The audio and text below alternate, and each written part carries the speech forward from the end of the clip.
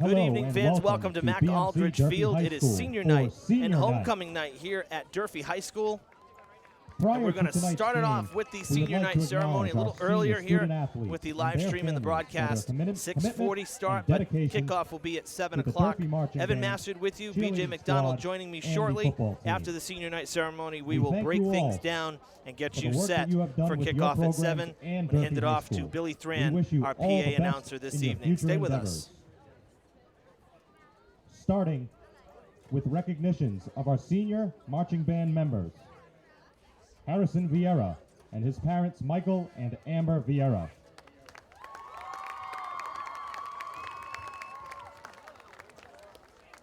Alanis Hernandez Colon and her mom Ari Colon and sisters Brandy Hernandez and Gabriela Hernandez.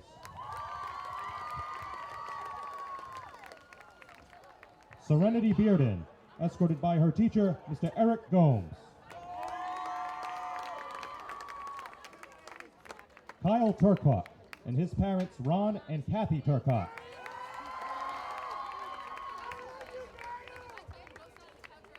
Evan Cardozo and his parents, Jocelyn and Joshua Cardozo. Morgan Lido and her mother, Tina Lido.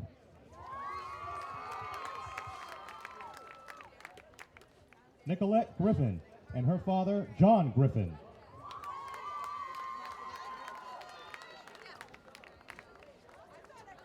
Jordan Ferreira, escorted by Cecilia Jalanes.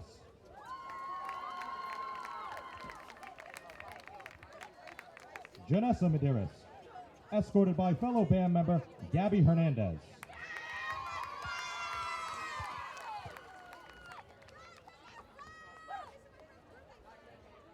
And now for our senior cheerleaders.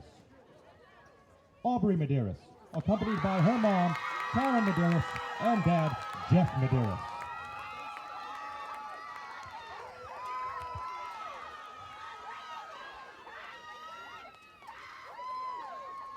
Angel Baudet, accompanied by her mom, Bobby Baudet, and brother, Austin Baudet.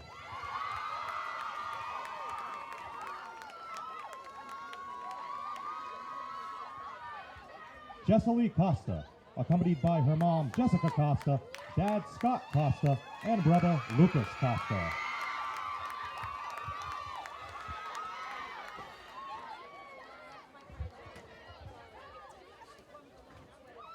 Sydney Cabral, accompanied by her mom, Linda Cabral.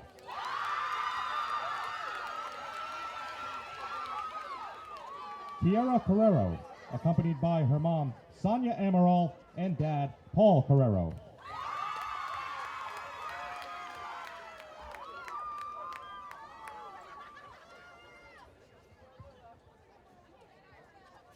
Band member Nikolai Rodrigues and father Jose Rodrigues.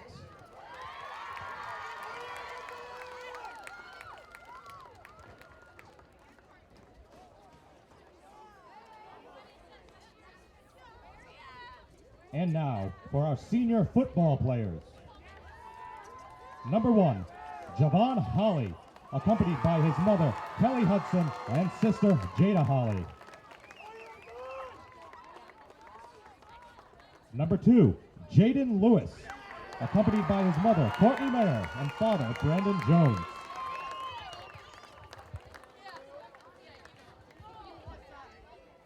Number 3, Nick Cornell, accompanied by his mother, Maria Cornell.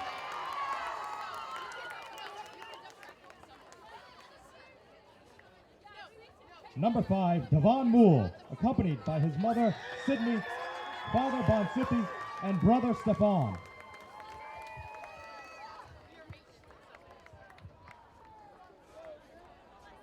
Number 8, Kelvin Strong, accompanied by his mother, Rosie Strong, and father, Keith Strong.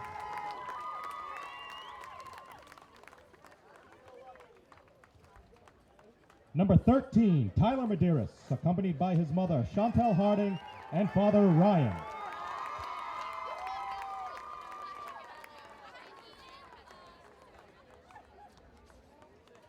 Number 15, Sebastian Anasio, accompanied by his mother Sandra and father John.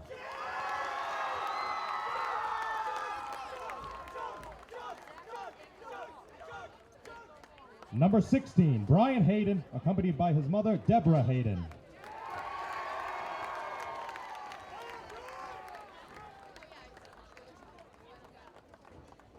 Number 24, Jeffrey Castro, accompanied by his mother, Danelda, and father, Carlos.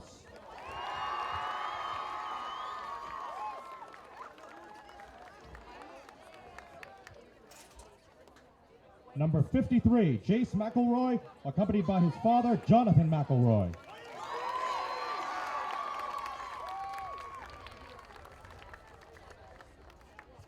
Number 70, Tyrone Cartwright, accompanied by his mother, Jillian, father, Tyrone, sister, Cheyenne, and brother, Drayden.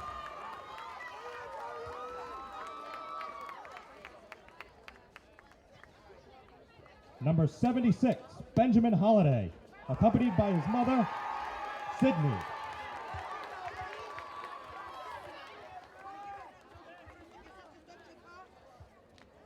Number 78, Tajon Rattray, accompanied by his mother, Anne-Marie, and sisters, Asia and Tasia.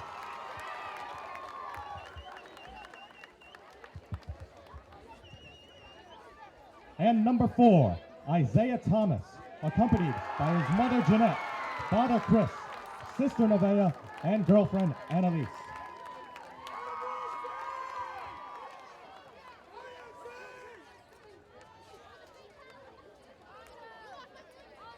Once again, we thank you for your commitment to Durfee High School and your programs. Thank you again for all that you have done.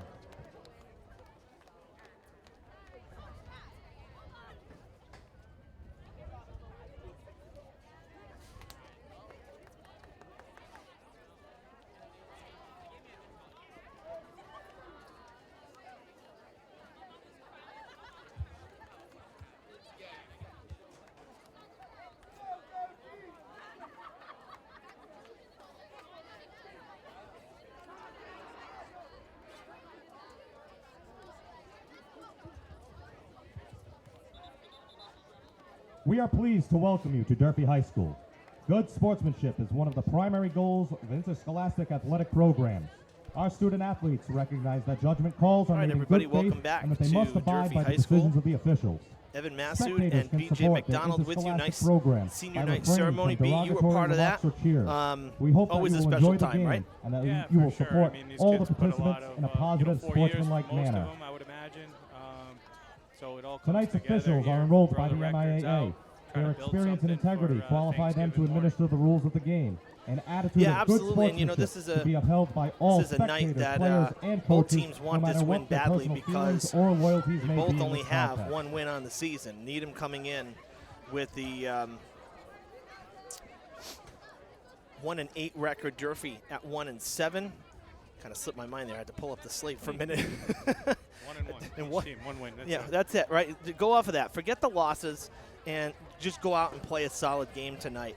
I know last week you were talking, we both had a chance to talk to the coaches for Durfee, and close game. The defense only let up one touchdown. It was defensive scoring on the part of Falmouth that really did in the Hilltoppers. So offensive mistakes, which we've seen throughout the season, unfortunately, for Durfee. Yeah, it feels like Durfee's a couple plays away from having a few more wins. I mean, going back to the first couple weeks of the season, they lost a couple games by a couple points. You and I did the game here, you know, about a month or so ago against Barnstable, who's a top 10 team in the state. I mean, the Hilltoppers went toe-to-toe with them all night. That game was, I don't remember the final score offhand, but it was, you know, up in the 30s, back and forth. Right. It felt like the team with the ball last was going to win that game. And, you know, the depth of the Hilltoppers has been an Achilles heel in the last couple weeks. They had some injuries against Barnstable, and guys have kind of come back and fighting through injuries, and it's been a long year. So not only do you have this season that started, you know, in mid-August, but a lot of these kids played in the spring too. So they played 5 or 6 games in February and March. They didn't have much time off, not much of a summer. And then halfway through August, they're back in camp, and here they are now. So you got to give them credit for sticking it out through a tough season where the ball doesn't bounce their way a couple times here and there, and you might be looking at a 500 team. Yeah, couldn't said it better myself. And, if we want to look back, since this is a good time to kind of give you the little retrospect, if you will. If we look back at the season, right, started at Attleboro, you lost it at the end on a field goal. Tight-knit game. The Taunton game here, 26-20. There were a couple plays in that game, particularly the opening drive, right, that went longer than the first quarter they held the ball, and they came up empty. That's a killer. Just from confidence. He had a long penalty on that in that game, too, on a kick return. I mean, you can probably point back to a dozen plays that maybe the ball didn't bounce the Hilltoppers' way, the call didn't go their way. Whatever the case may be, the football gods weren't on their side, as Coach Winarski used to say. And, it happens. But I think, here on senior night, you've got a handful of seniors who have been playing football together since the Pop Warner days. And hopefully they can string something together against a team that, on paper anyways, I don't know anything about Needham. I've never seen them play. But when you look at it, they've got one win. Durfee's got one win. Let's go. Strap them up, and here we go. 100%. We go after those first two games that really could have gone either way for Durfee. They went into Somerset with an 0-2 record that could have easily been 2-0. They beat up on the Blue Raiders, something they hadn't done across the way in a long time. 34-14, that's the win. Then they came home against Barnstable, and that's the one that really sticks out to me because it was a good game. Problem is you were losing players. The injuries, the cramping, whatever it was, there was a lot of stuff going on in that third quarter. It was a long game. They lost it 42-28 was actually the final, but it was a really good game. Then Durfee was without a lot of their starters for the next two. They got shut out back-to-back weeks. So that was a rough one. They got the Brockton one in, lost that one 28-6, and then last week Falmouth 21-14. But again, the defense, and I know Coach Taylor Brown gets very happy when the defense does well. He was very happy with the defense last week. Now we got to get the offense solidified, and that's where this team, I actually think, shined last year. And of course, there were different pieces here last year, but there are a lot of returners here this year, and I'm hoping that, for the home fans to see, sure, we're here for Thanksgiving as well, but you don't want to go into Thanksgiving riding a 6-game losing streak. This is a big night for Durfee, in non-playoff play. Yeah, and, again, in the last couple weeks of the season, not only do you want to send the seniors out on a high note, and again, I don't know a lot of the kids personally, don't know what their futures hold, but for the most part, most high school football players, that's the last time you put a helmet on. You play basketball, you play baseball, as you get older, and if you play those sports, you can always go to the park and play pickup. You can play catch with a baseball. There's men's leagues. There's not many guys that put on a helmet and shoulder pads after Thanksgiving Day. So hopefully, today you build a little momentum going into Thanksgiving, and you can kind of string that together into some of the underclassmen, give them something to look forward to, and hopefully it's something you can build upon, moving forward. Because at this point, like you said, there's no playoffs, there's no nothing, but you play for a little bit of pride and let it all hang out. All right, that's the good word. We're going to step aside, take a quick break here. The coin toss is about to happen, and a couple more pregame festivities, if you will. So we'll take a quick break here, and we will be back with the kickoff live on Fred TV. It looks like we may start a little bit sooner than 7 o'clock, so don't go anywhere. We will be right back. You're watching live high school football on Fred TV.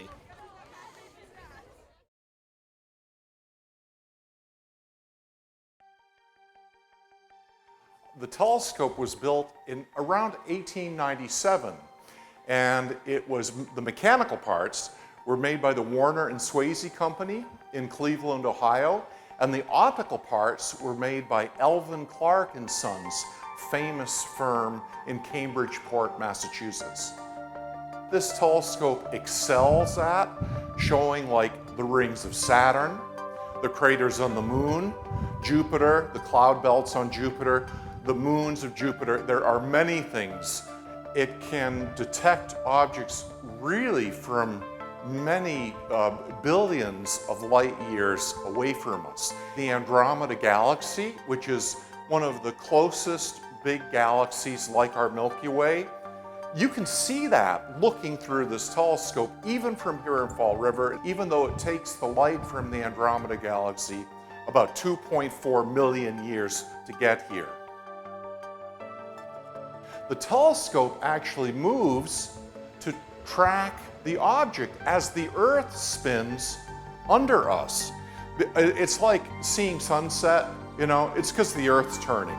Well, when we point the telescope at a celestial object, magnify 100 or 200 times, the object would drift out of the field of view in less than a minute. But this has a mechanical clockwork and a mechanism to track the sky no matter where you point.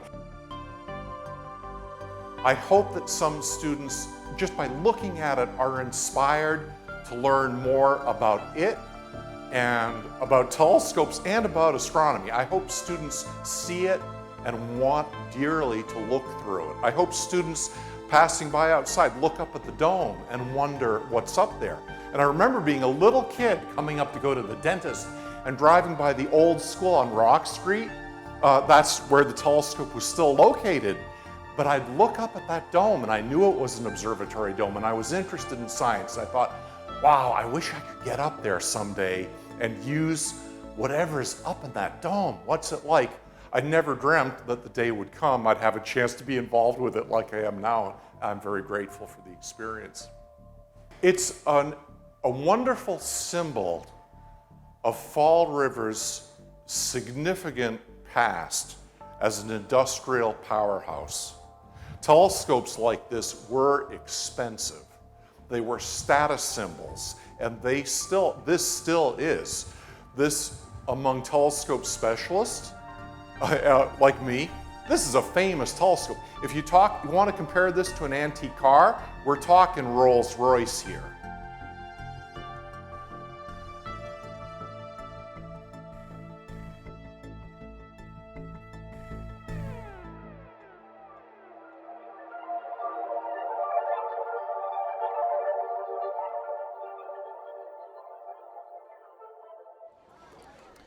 Back here at Durfee, Evan Massoud and BJ McDonald with you for live football from Mac Aldridge Field, the last game before Thanksgiving, which will also be here. And that one will be, of course, Thanksgiving morning, a 10:15 kickoff. We will be live at 10 o'clock from here at the stadium as well on Thanksgiving morning, and I hope it is as warm as it is tonight. It's crazy, right? This we is were unbelievable. texting earlier this week with the rain, and it was pretty nasty all afternoon. It was. But it cleared up nice. I mean, it's not very often 2 weeks before Thanksgiving. We're up here in, hoodies and pretty warm. Like I think it was 65 in my truck on the way in. 64. Yeah, the phone says 60 degrees right now as we get ready for kickoff. This is unreal. The Durfee Band will be performing the national anthem, so we will take a quick pause as we honor our nation. Is Nathaniel Dozra. The drum major is Serenity Bearden. Now, ladies and gentlemen, we ask that you please rise and remove your caps for the playing of our national anthem.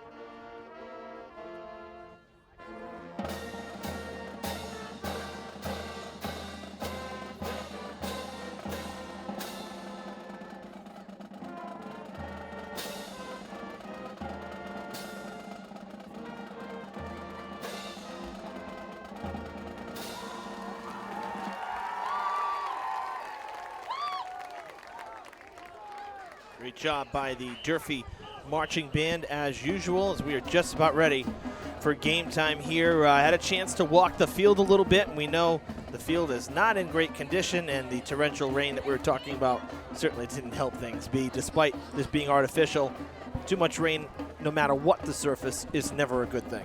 Yeah, no, we talked about the last couple home games, but hopefully this is the last couple games on this turf because it's about had it. It really has. It's at the end of its usable life. This is, these These fields have a shelf life.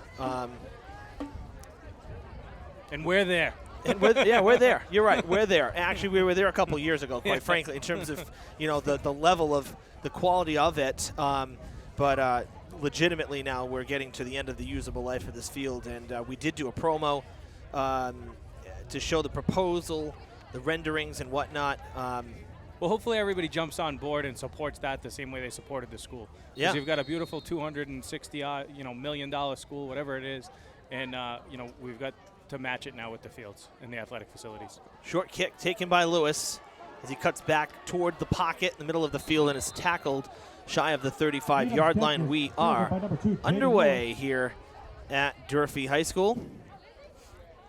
Taken out to the Hilltopper, 33-yard line. Here. Let's reset that. There we go. It's been over a week since I did a game. This is like weird. Because everybody else is done. Seriously, last week we were up in Shrewsbury for 2 games on Thursday. Ironically, with the new bracket system, the way that everything is running now, Durfee drew Shrewsbury for boys soccer and for field hockey. So they ended up working it to play. Both of them play on the same day, just back-to-back games. So, we took the ride up there. Wednesday last week, I had girls volleyball from here. Diamond from the city. Diamond was home for their team. They made the tournament after 15 wins this season. A real good bounce back for head coach Kathy No versus Lady Bengals. So, we had a lot in 3 days, and then nothing last Friday. We were trying to do Diamond last Friday and unfortunately had some staffing issues with the student crew, some conflicts with their projects, and schoolwork comes first, this comes second. So, we do what we can do, and we've done a lot this fall. I have to say, this is the most we've done in a fall season. I'm very proud of that. Our student crew's been fantastic. Our support staff has been fantastic, and we're seeing here at the end of it the culmination of what's been a really good fall season in terms of coverage. No, it's great. You guys deserve a ton of credit for everything you do. I mean, I haven't been to a ton of games in person, but it's great to be able to follow along on Facebook and, the different media outlets that you guys take care of. And it's awesome to be able to stream these games live. It's a great thing that you guys do, and a credit to you, your staff, and everybody that puts all this together. Hilltoppers move the chains. That's a good way to start. B was a quarterback. He knows about not playing from behind the sticks, but from playing in front of them. And here the Hilltoppers will be playing from behind the sticks on their next next play, as they will not get to the line of scrimmage. It's going to be a loss of about 2 yards. Well, we'll tease it early here since you're here. So BJ and I graduated together. Our senior year for Thanksgiving football was 15 years ago this year. The Mud Bowl out in New Beige. B, we found the tape. Did you? I need a copy of it. I haven't seen it. Full broadcast. This is the one from New Bedford with Paul Santos. Oh, that's great. Our late colleague Phil Sabatino was in the credits there. It was brought back memories of him, seeing his name on there when I was scrolling through it. And I went through my shoebox of games and VHSs for you last year looking for it, and I didn't have it. I had the coach's copy with no editorial commentary on it. But we had a lot of fun, and actually you got to give Isaiah. This will be his 4th Thanksgiving start. I don't know if there's ever been a quarterback that's 4 years 4 Thanksgiving Day games, which is pretty cool. It really is, absolutely. This is a group that was, the freshman movement here, and it's because of how long they have all played together. They earned it. This is going to be a bad play. Oh, Thomas got by, and now he is wrapped up, getting back to the line of scrimmage. Man, had to dash back left, back right, and then ends up getting taken down. So after getting the first down, 3 straight plays stopped by the Needham Rockets, and Durfee is going to be forced to punt here. But yes, 2006 Thanksgiving, we have the tape. That game is going to run a retro game, 15th anniversary game of that win for Durfee on the road. That made it 2 in a row for Durfee on Thanksgiving, part of a 3-year winning streak. That is going to air immediately after live coverage of this year's game. Cool. Good punt. Just lucky to get back. Lucky to get down that there. They rushed it. They came Don't with let it go everybody. in the end zone. No, they got room. That's the. I know it's hard to see. Can't tell the lines back on there. I thought that was the end zone line. You're at the 5. So that's a great punt there. They rushed everybody. Needham came and they came in hot and heavy there, and they tried to block it. They almost did because that was a line drive. It didn't really go too high, but a great punt. That's going to back the Rockets up deep in their own end. Well, kind of a different look for Needham, according to head coach Doug Kopso. Had a chance to catch up with him pregame as well. And, he said a lot of the same things that Taylor Brown said to me, is that, it's a team we haven't seen. We got a 1-win season right now. We've never had a 1-win season out in Needham.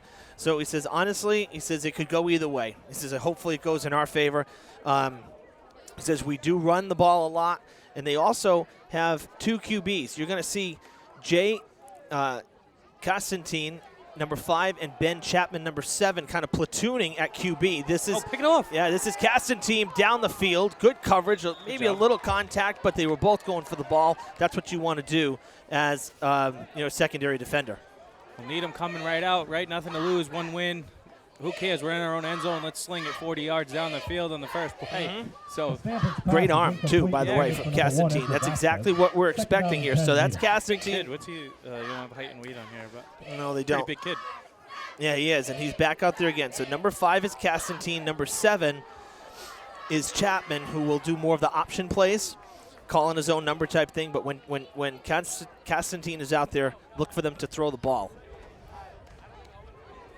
And they've been working with 2 tight ends. They're down a receiver this week, so the tight ends may get involved in this. This is Adrian Rufo taking the handoff for a short gain here on 2nd down. We'll bring up 3rd and about 6 or 7. That was a nice job by Jaden Lewis out there making that tackle. It looked like the defense was a little confused. They traded the tight end from right to left, so switched to the strong side, and it might have caught Durfee a little off guard there. As they 7-yard line. They were quite set, but right. That's all right. We'll take that. 3rd and 6 or 7. Yeah, 3rd and 6 from the 7-yard line. And a good opportunity for Durfee. They're moving a lot, though. Lots of shifting there on the line as everybody makes sure they have their man kind of dropping back a little bit. The defense is. A little extra time to read it through the chute and across the 15. That will be enough for a Needham first down. The ball carrier, tackled by number 16. That time, Needham's got like an old school pro style offense. They look pretty big up front. The I formation, big fullback, big tailback. They look much bigger than the Hilltoppers up front, and just pounded that for a first down. That was Brian Hayden with the tackle. Hayden switching to number 16 tonight. Fresh set of downs for the Rockets. I love their logo. Looks like something out of NASA. It's great. There are some really cool logos here in Massachusetts. Some of the teams really have some cool ones. You have a lot of generic ones, and we have a lot of animals, particularly of like the feline variety. Bengals, cougars, tigers. Creative. Right. No gain there on first down. Hilltoppers stopping the play at the line of scrimmage as Constantine comes back out. He'll also do the punting if necessary. But Brady Ross, 84, and John Ogletree, a captain, 88. Both tight ends, and Coach Kopso has been using them a lot in the receiving game. Handoff. Sneaking through. Good run for the Rockets. That was Tate Hoffmeister, the feature back for the Rockets, and he shows us what he can do with the football. Good 20-yard pickup. I didn't see the kid's number, but the fullback, that was a nice lead block there on the end. I don't know if it was like a kick out or an ISO block or whatever it was, but he opened up that hole, and big gain. I think that is Rufo, because Coach said that he'll get some runs, but he will be a fullback as well, so that would be number 4 if Rufo is still out there. Yeah, I think that was him. He just went to the sidelines. I think you're right. Yeah, there he is, top of your screen. This time handoff to Edgar Vasquez. Short gain, quickly tackled by the Hilltoppers defensive the ball carrier. unit Brought there. I down by number believe 3, that Nick was Cornell. Devon Moole, number 5, Gain of 2 who on the wrapped play. him up to 2nd and 8. finalize the tackle. Short Double gain, up. 2 yards.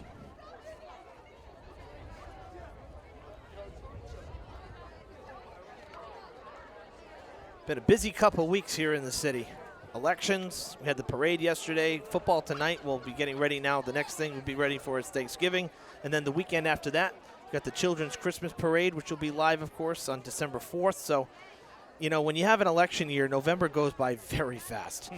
Let me tell you, it's a blur. It's the shortest 30 days there is, if you can, you know, shorten a number. And then you jump right into winter sports, right? You Yeah. got hoop and swimming and everything else that starts the Monday after Thanksgiving. Well, they'll have practice as the flag goes against Needham, the false start there. That's going to back them up 5 yards.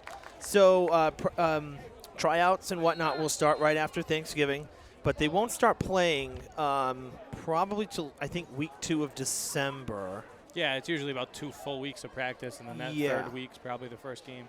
Yeah.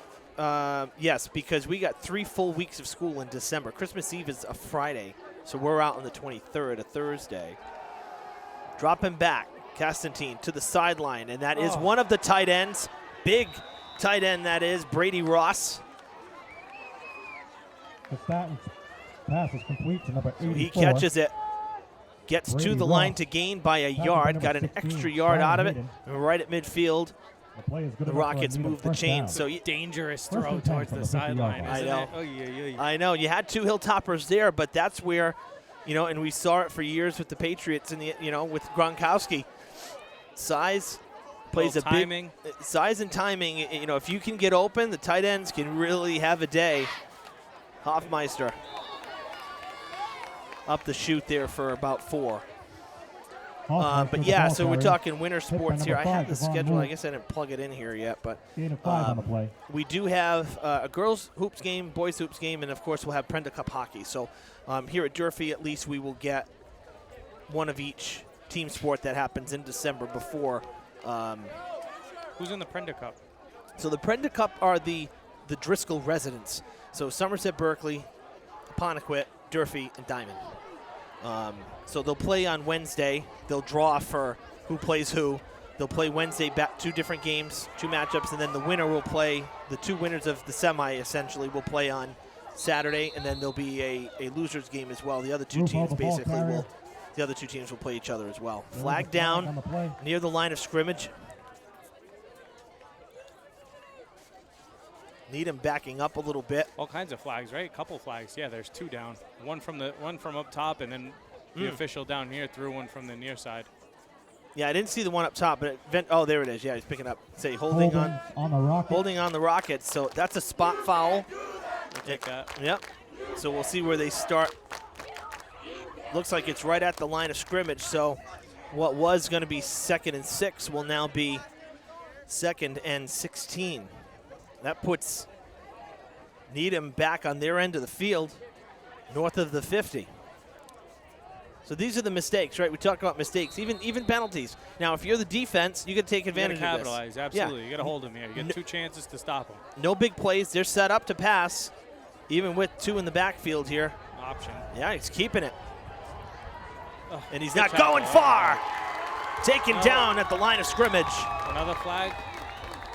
Came in late. I don't know if it Stand was on like the a ball clip carrier. or something. There was a flag I on think the it play. came in from the official in the middle of the field. Well, was it the tackle going down at the QB's knees there? No, he's not Brady. That's true.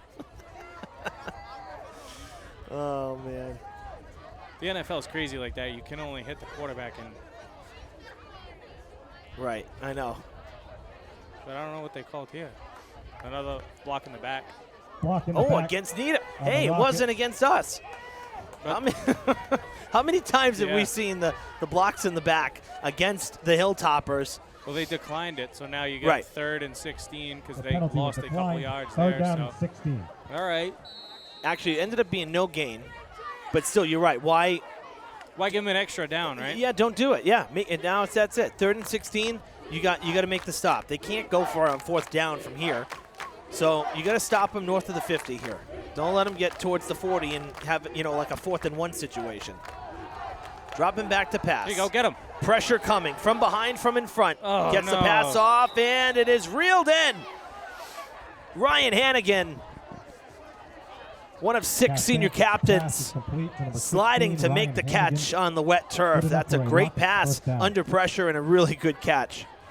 Yeah, the Hilltoppers only rushed 4, it looked like. Sat in the base defense and had a little bit of pressure on them, but it's a nice job by the quarterback there, stepping up. Good throw, big gain. Now maybe I guess you should have took that penalty. First down for the Rockets in enemy territory. They'll hand it off to Vasquez, number 1. Short gain, about 3. Oh, excuse me, that was 4. That was Rufo. Rufo, the ball carrier. These numbers are so much better. Dartmouth moved their game from tonight to last night because they were worried about the weather, as was I, don't get me wrong. So they moved their game. They had Plymouth North up there. I did the game with Paul Santos for DCTV. Plymouth North comes in with white uniforms and shiny silver numbers with no stroke or anything. It was absolute hell trying to. Seriously, it was. Durfee had some pretty bad uniforms in the last couple of years with those numbers that they The have. gradient numbers, You couldn't awful, see those at all. awful. I mean, I seriously started wondering, like, all right, this is a few years ago. I'm thinking I'm nearing 30. Are my eyes starting to go? Then I go to Diamond. I'm twice as far, and I can see everything. I'm thinking it's the bloody numbers. It's the jerseys. I love these. I like the red jerseys. Durfee's red and black. I was not a fan of the all-black uniforms. I really like the red and the black look here at Durfee. It looks sharp on the field. Yeah, with the decals on the helmets. Yeah, it's a good look. That's how it was 15 years ago when we were here. That's right. 3rd and 2, running play, first down. Got a couple students here in the stands, either JV players or maybe even freshman players that are right in front of us here, right in front of the window, and they have the jerseys we're talking. Yeah, the black. they get passed down. Yeah, I mean, and they look good. They're sharp looking, but they're not good for seeing them. You know, they're italicized with the gradient. It's kind of rough. So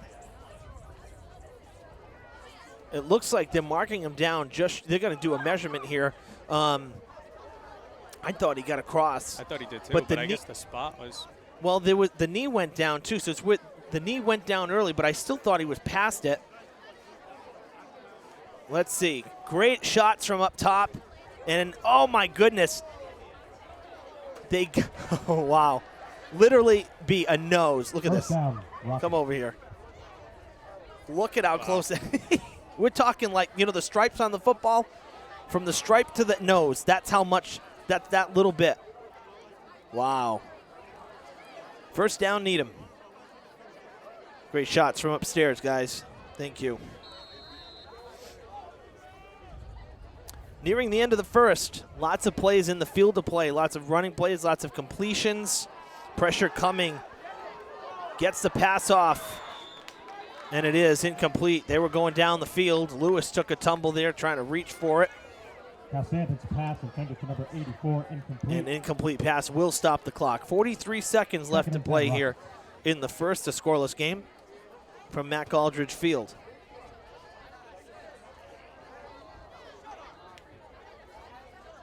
Well, you mentioned it earlier, and it's football 101, right? Playing in front of the chains. Mm-hmm. It hasn't been an issue for Needham to start, even with, a couple incompletions here and there. They've probably averaged 4 or 5 yards of play. Yeah, absolutely. They've and keeping Durfee on their toes, nice balance. It's probably 50-50 run pass. And that's kind of what we were expecting based on, what the coach told me pregame as Rufo got the handoff once again. And there's another, about 6 yards, maybe 7. Rufo, the ball carrier. 6 yards. We'll give them 6 yards here. Or are they going back a little bit? About 5. Gain of 6 on the play. Maybe a long 5. The half-yard thing just doesn't sound right to me. Well, you can't see what yard line they're on anyways with no hash marks. I know. But there hasn't been for, 5, 6, 7 years. Pressure once again. Castantine has to send it down the field, and it'll go out of play. Looked like a broken play. Yeah, there's a flag. I don't know. Was there nobody over there maybe? I don't think there was, and that is also the end of the first quarter. Time has expired here, but.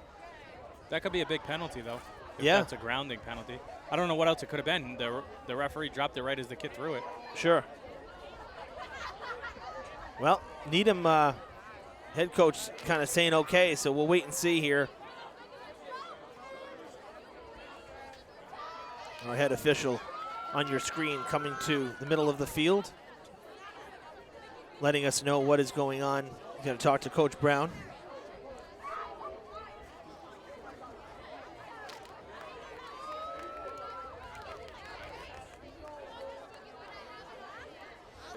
If it's grounding, it's a dead ball, and you wouldn't. That's a loss of down anyway, so you wouldn't decline it if that's the call, because it would be. It's like a sack. Then it'd be so fourth it'd be down. Fourth down. Yeah. Not like before. Not like the holding where it's a repeat down. Right. If they lose a down, you got to take the penalty. Oh, 100%. I guess if it wasn't, then you'd have something to think about if it was fourth and short, but you got to back them up, I would think, right? Would be. Yeah. Is that what the call is? Do we know? We still haven't gotten an official call. Still waiting for it. Well, they're going to count back, so it's definitely, well, I can tell you this, it's definitely against Needham. And it must be grounding. That's the only conceivable thing. I didn't see a hold.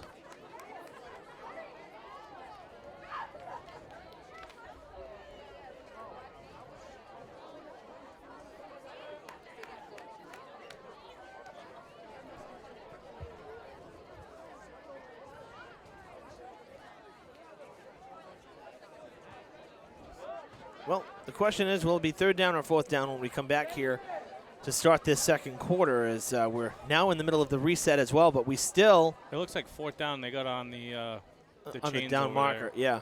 All right, our official coming here front and center. Hopefully he's going to give us the signal. It is grounding, okay. So there you go, B. There you go, spot foul and a loss of down. So the Hilltoppers, from where he threw the ball, they spot it. It's like a sack. Yeah, exactly. To the end of the first quarter. So second quarter. Fourth and 22, 24 they got on the scoreboard. Yeah, that's a big loss. Now punting Castantine, the QB, number 5. You gotta know where the sticks are. Yeah, absolutely. I mean, I think they're probably gonna go. I don't know. Are they gonna go for it? Looks like they're lined up in a double slot. Looks like they're going for it. I mean, that doesn't look like a punt formation to me. No, it doesn't. They got receivers left and right. The tight ends ready to shoot up the sidelines as well. So we're going to begin the second quarter here with a 4th and 23. Castantine, the QB and punter, but it looks like he's going to pass. Bringing pressure now. They are, and he's going down in the backfield. Brought him back on the north side of the 50, and that's where the Hilltoppers will take over. They're going to have great field position. Needed that. That was huge. So the last time it was 3rd and long, they didn't blitz. They sat back in the zone, tried to keep it in front of them, and they threw it to the sticks and picked it up on 3rd and 16. Now it's 4th and 24, and they it looked like they brought 2 backers there and got to him, and it paid off. And now you get the ball in their territory, and we mentioned it pregame, a long drive. It felt like Needham had the ball that whole quarter, and they they end up with nothing. And not only do you get the ball back and hold them, but you're in their territory. So little momentum for the Hilltoppers, and hopefully we can capitalize. Yeah, I couldn't agree more. And, the biggest thing, too, is that that's not the first time Durfee's brought pressure. In fact, pressure is what caused the intentional grounding one play before. Correct. So the defense there's been good pass rush so far through the first 12 minutes of this game. Now the offense, second look at Durfee's offense, got to get something rolling here. There you go. Go ahead, Mick. Mick Coronel up the sideline, out of bounds. Across the 30-yard line, good for a first down. Full disclosure, I haven't seen a ton of Durfee games, but the games that I have seen, I feel like they've moved the ball a lot better when Isaiah's under center like that versus in the shotgun. That first drive, it was 3 or 4 plays out of the shotgun. It didn't go anywhere. Now they're under center in the I formation, pounded a little bit with Mick, and I think that'll open some. Oh, guys weren't set. Oh, wow, I got away with that one. For sure. Mick still on his feet. That's it. Across the 20-yard line. Cornell, the ball and that should be good for another Durfee first down, making quick work of the short field so far into the red zone. And we talked about this earlier in the year as well. Mick they're trying to use Mick to kind of fill what you lost with Jay Hall, the size, the big back. Because you got Lewis and you got Holly that are, the smaller, really quick, kind of scrappy guys. That Mick gives you some size in this respect. So you kind of can platoon with those guys and give the defenses something different to look at. Yeah, and you got Ignacio in there at fullback. He's a big kid leading the way, too, so I like it. There he is again. Get out there. Cornell cuts back inside. Stood up at the 10. As you say, hold the ball. Hand off to Cornell. Whistle came in. That's when the ball came loose. Forward progress. The play was whistle dead. So, yes, Needham came away with the ball, but it does not matter in this respect. In this case, despite that Mick was not down, they ruled the play dead. Yeah, sometimes you see that all too often, right, guys? At every level, not just high school, fighting for extra yards, and that's when, defenders come in punching the ball out, trying to rip it out. So you get your 4, 5, 6 yards, whatever it is, sometimes you're better off getting down. Seriously. All right, so that got Durfee 6 yards. 2nd and 4 from the 10. Got to get to the 6 for a first down. Got to get to the end zone here, 10 yards away from a score. Same formation again. Back to Cornell. Oh, excuse me, that's Lewis. And Lewis is going back. Wow. A tumbling tackle by Ogletree. The tight end playing both sides of the ball for the Rockets, and that's a big-time loss for the Hilltoppers, and you can't give him forward progress. He never cut in. Yeah, nowhere to go. You can't blame Lewis there. I mean, no. He almost intercepted the handoff. Really? 3rd and 10, Hilltop. Well, they're marking him down. The tumble obviously made it look worse than it was, but that's where he was down. So it ends up only being a loss of 6. I guess it could have been worse. Yeah, and it's 4 down territory, right? Yeah. So you got 2 chances here, so you don't have to go crazy on 3rd down. Try to get 4 or 5, make it 4th and manageable so that you've got, all the plays in the playbook at your disposal. Good timeout. Think about it. You get 2 plays here. And usually in your playbook, usually every week, there's a couple plays that you lean on as, okay, if we get inside the 25 or so, these are our touchdown plays, right? Do you have something where you slip a tight end out or a back out of the backfield? We used to have a handful of them in there that once we got around the 30-yard line, you knew what you had as far, at your disposal. I think here you can be a little creative, but you don't need a first down on 3rd and 10. You only need 5 or 6 to get another chance out of that 4th down, right? Yeah, I wouldn't give up a play here for, like a kill shot to the end zone, knowing that you got 2 plays here. And I mean, obviously, I think ideally, you go back to Mick, right? I would. And honestly, I know that, ideally you want the end zone, but work on 5 yards and 5 yards, and then you got 1st and goal, which is 4 plays to get you 6 yards into the end zone. So you get, to me, I look at it that way and I say, well, sure, you want the points, but maybe baby steps are better sometimes. And Mick has had a great drive here. First time they went to Lewis, and, pressure was there that time, and Lewis got taken back. So Lewis is heading back out. It does not look like they're going to go with Mick. You'll have Lewis number 2, and you got Ignacio out there as well. Good to have him back because he was banged up for a while. He came out of the Barnstable. Yeah, he came out of the Barnstable game with the concussion, or he had to go into concussion protocol. Oh, there it is. Good throw. Pass down the field. Oh, incomplete. Good try. It was good. Thomas's pass intended for number 1, Javon Holly. Javon Holly was the intended receiver. Bring up 4th down. It's going to bring up 4th and 10. And see, this is what I was saying, though. Yeah, now you're still got 4th and 10, right? So if you run it there and you pick up a couple, but if you run it and you get nothing, then people are saying, I know.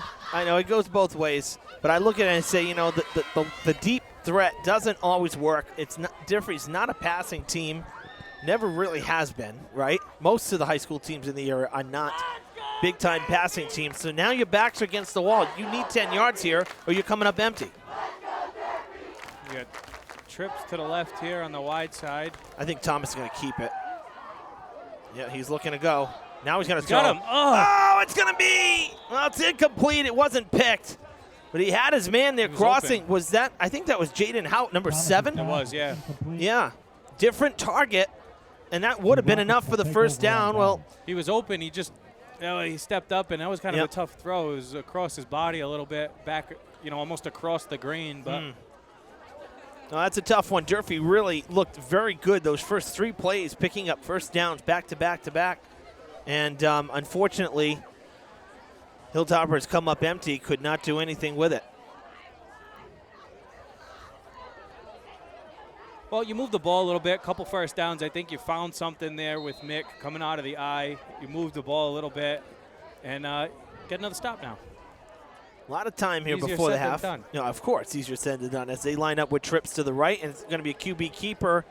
This is Chapman, number 7, into the game now. Like we said, a platoon QB situation. We've seen Constantine the whole time. Now Chapman getting his first snap, and it was a direct snap to him, and he took it. So I guess Coach Kopsow didn't lie to you as the enemy announcer, because he brings this kid in the first play and he runs it. So sure. He wasn't trying to throw you off with his analysis pregame when you went down to ask him for some insight. No, he was cool. he was very excitable, raring to go. We had a nice little talk, and I asked him his record. He says, "You had to ask me." Since we've never had a 1-win season here. I don't even know how many losses we have. He says, "We don't like to count the losses." I said, "I know, who does?" Running play, Hoffmeister gets tripped up shy of the 40 as he crosses the 35. A good run there, and that'll be Hoffmeister, the ball there's a carrier. flag, though, down before, in the field behind where he was tackled.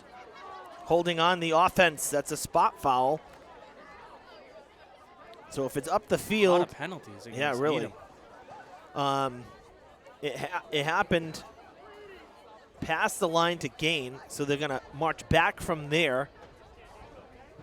And we'll replay the down. Looks like it's going to be second and, maybe 4 or 5 instead of second and 2. Holding on the Rockets. Essentially, they're losing it. They're going back to the original line of scrimmage, only losing a yard. So instead of second and 2, second and 3 as we replay the down. I mean, not terrible. Certainly, you lose the first down, but it's not like you're going behind your original 10 yards. Right.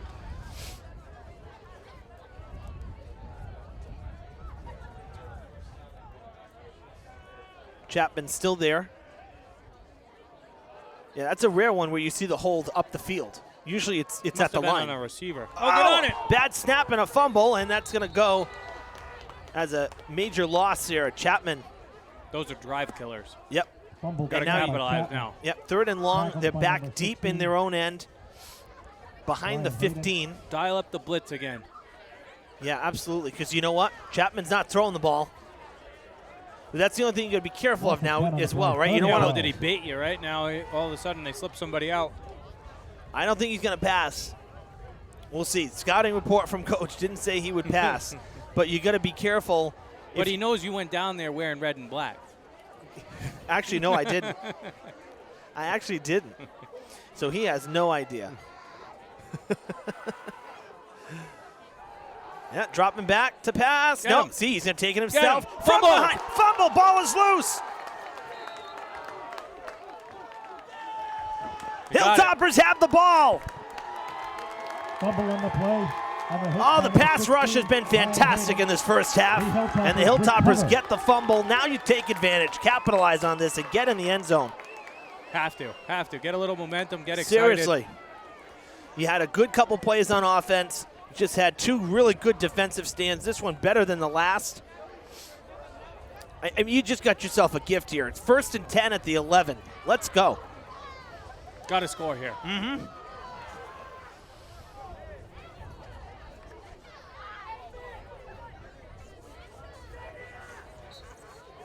What's up with all the construction vests in the stands? That's the 6th man. I have nothing to do with that. No. So I really have no idea. They come up with themes.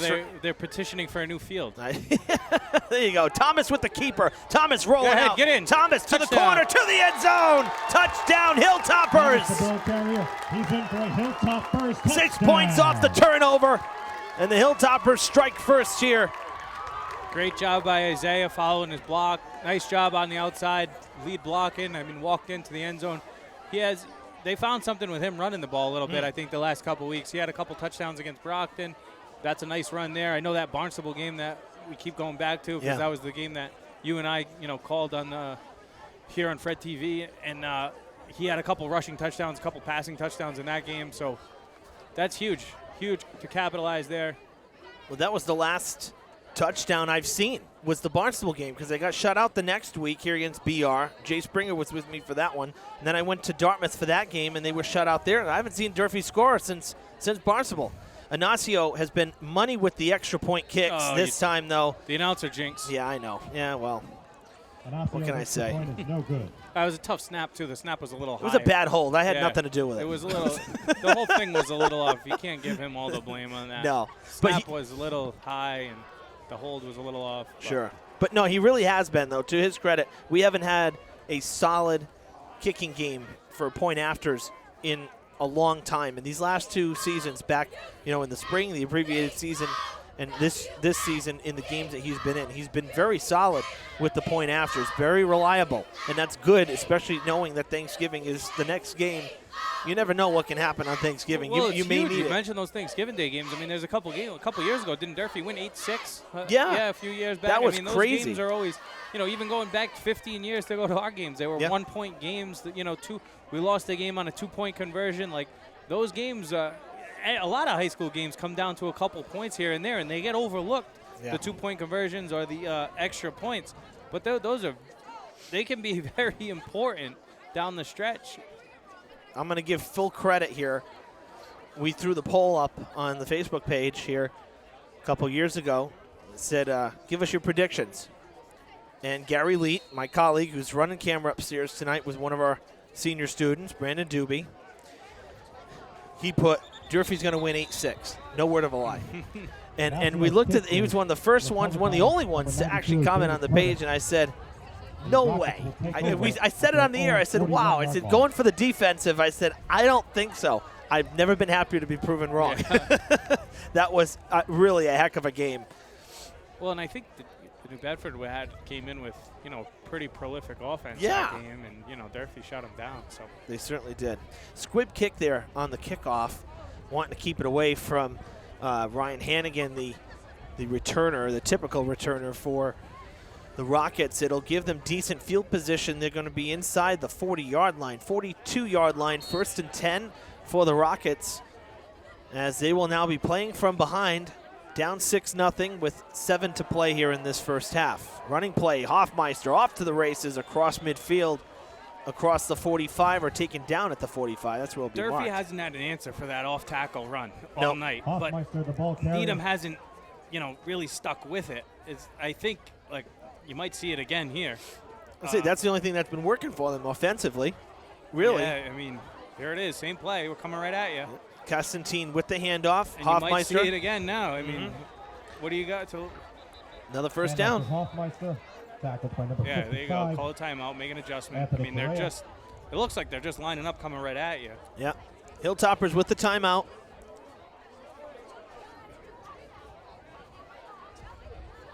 Clock stopped at 6:35 here at Mac Aldridge Field. Now, at halftime, we will have the homecoming candidates announced. So it'll be an extended halftime here at Durfee. And we invite you to stay with us for that. Senior night and homecoming night all in one fell swoop here as the final game before Thanksgiving. So we will keep it here live during the halftime break.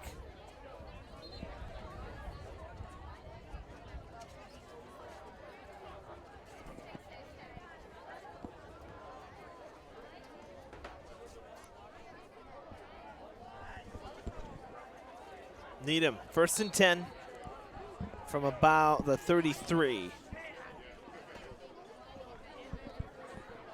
Another handoff. Durfee ready for it that time. Hoffmeister with a short gain. Oh, excuse me. Was that Hoffmeister? No, that's 28. Looked like 28 on it. Yeah, 28. Brought in a different running back here. Jake Geller got the handoff. So Hoffmeister was not in on that play, and they'll line up again in the eye. Same situation. We'll see if they go back to Rufo, number 4. They do. There you go. Good job. So must have been some adjustment there on the timeout. They saw something. They saw Figured something. It out. They saw something, and Hoffmeister's on the sideline. True. So I want to see how whatever they talked about in the timeout, once Hoffmeister, if Hoffmeister comes back in, I'd like to see, what happens here. But you're inside the 30 now. Third down and about 6, long 6. This is definitely 4-down territory for the Rockets.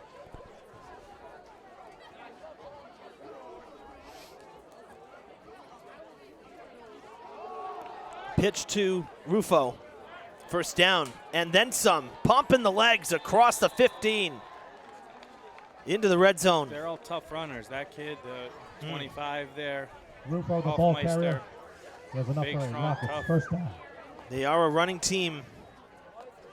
But they've stuck with it. They haven't thrown it on this drive, and they've been moving the ball, right? They had those other, on their first 2 possessions, they moved the ball, and then shot themselves in the foot with, holding penalties and Right. loss of down, grounding penalties, and obviously the big fumble. But it looks like they might have found something here, just trying to pound it on the Hilltoppers. Well, how many times, right, we say don't change what isn't broken. Don't fix what ain't broke, right? Well, here's Hoffmeister. So the running game is working right now. The pass rush has been really good for Durfee. So what are they doing? Exactly what you said. They're running it again. They're running it down Durfee's throat, and that's what you should do. Gain of 5 on the play. That was the Make 'em philosophy yeah. when, Coach Patello, who was here for forever, Yeah. run it again. Just run it again. I don't care. Just run it again. They haven't stopped. Wait till they stop it. Run it again. That's right. Make them stop you. Until they can prove that they can stop you, why would you do anything different? There'd be a few profanities, mixed in, but it would be run it again. 4:18 and counting. 2nd and 5 inside the 10. Ball at around the 8-yard line. Ooh, close to an offside. Hoffmeister going outside, gets tripped up. Short of the line to gain. Thomas with a good stop there for the Hilltoppers. Rockets will get the ball to start the second half. They kicked off to Durfee. Third down and So got to be careful of the double score. 3rd down and 3.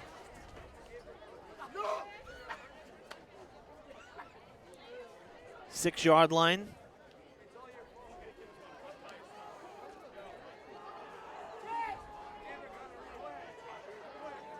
Same play over and over again here.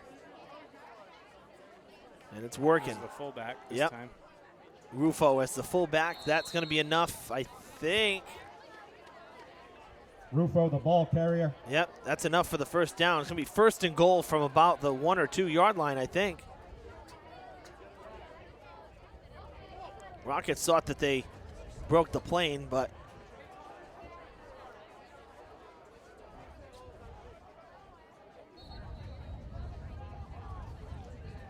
it is a first down. And goal. Yeah, 1st and goal. I mean, that's pretty clear. First down, Rockets. The first down was not the question. It was whether he hit the goal line because the ball's at the 1 yard line. 1st and goal from the 1. I think I know what's coming. A running play? You don't say. There you go. Oh, he dove in. I thought they were going to have him wrapped up behind the line of scrimmage, but he did get in. Touchdown for the Rockets. They answer, going the length of their field, and it's 6-6. You get the Tony Romo going high. Oh! Hoffmeister, the ball carrier, who takes it in for a Rockets touchdown. Of all of them, I am not aspiring to be Tony Romo. Okay.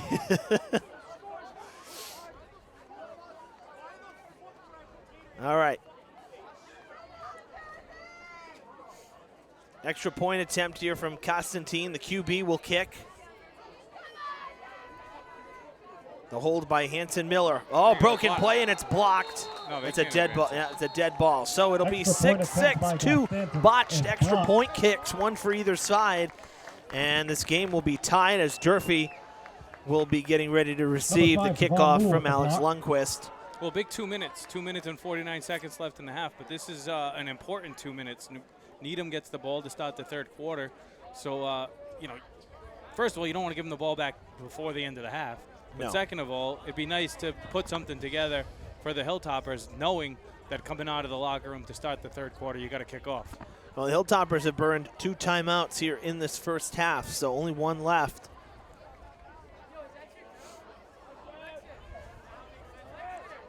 I'd like to see a good return here for the Hilltoppers. Looks like it's going to be Holly and Thomas back deep. Lewis will be on the far side, a couple strides ahead. deep, but not very deep. So they No. must have seen it on film that they don't really kick it deep. I don't know, but that's a little scary with 2 minutes to go in that half. Well, the opening kickoff, you know, they were lined up. I thought they were almost going for an onside kick the way that the ball was not in the middle of the pocket, and the kicker, Lundqvist, was not – he didn't have a good, like, you know, running start. So it'd be interesting to see. It didn't go far. Yeah, just you don't want the ball to go over your head. It's much easier to run in and catch it than it is to run back. But you are right. They do have the top of the screen there is overloaded versus the bottom here. So imagine the kick's going towards the Needham sideline. Yeah. Yep, but all right. That's actually decent. That's a decent kick. Pretty good kick. Yeah, yeah. Here you go. Nice cut back, diving across the 30. Not a bad return for the Hilltoppers. That was Holly.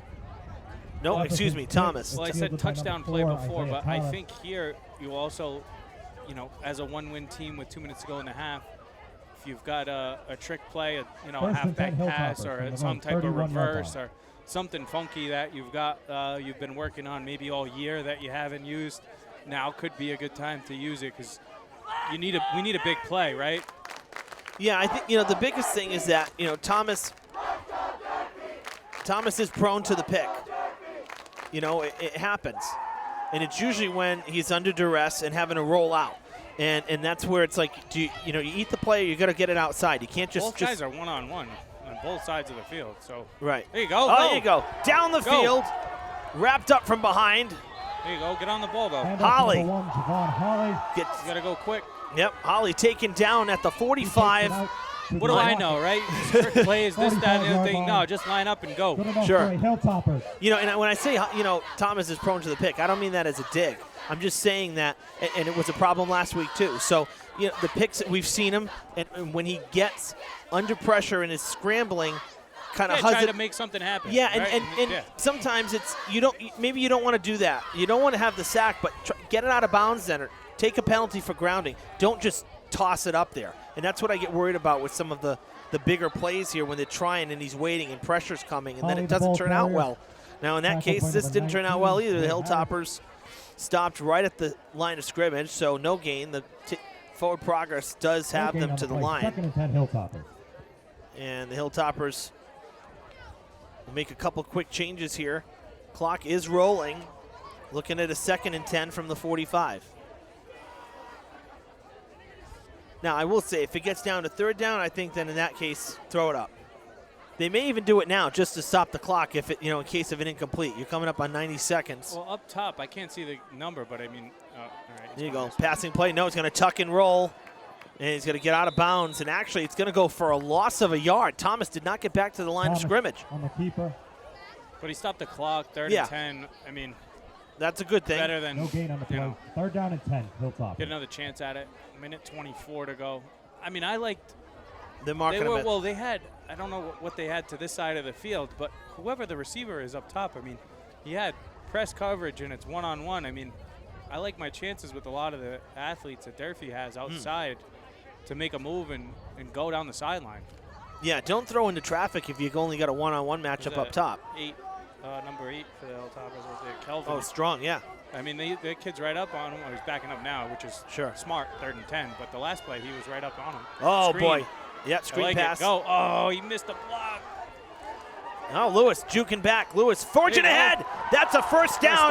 Now he's taken down in the field of play. That's all right. Move the chains. It stops. Yep. So you get. Lewis. Wow. You want to get on the ball. 34-yard line. Good enough for a Hilltoppers. Rocket slow to get up.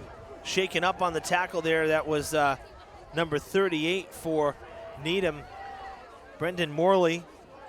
Clock is rolling now, but the Hilltoppers basically set. Only lost 9 seconds there on that exchange. Not too bad. Keep coming. That play's designed to get out here. Yeah. You kind of try to just get to the sideline and get what you can, and if you get out of bounds, that was Keith Strong. Better off than. Yeah, that was Keith Strong on the handoff, getting the handoff Haven't seen him really get many. Empty backfield. You don't see this very often in high school. 5 wide receivers. Well, we're coming up on 30 seconds, so they're gonna huzz it across the middle. Almost picked off. It should have been picked off by Rufo. Crossing. Thomas's pass is It'll stop the clock. Oh, the Hilltoppers very lucky there. 9 for the Hilltoppers. That was right through the hands. Stops the clock at 32 seconds. Be a 3rd and 9 for the Hilltoppers when they head back to the line.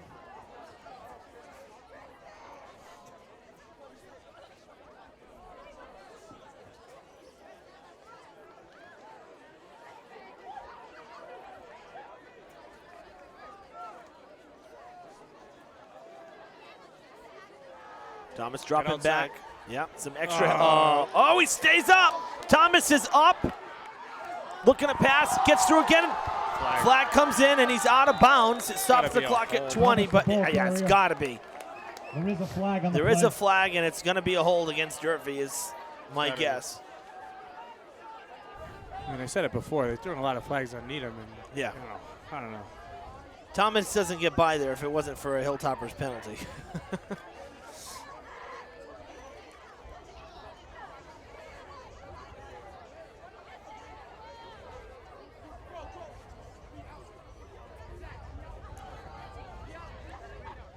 Spot foul of 10 yards.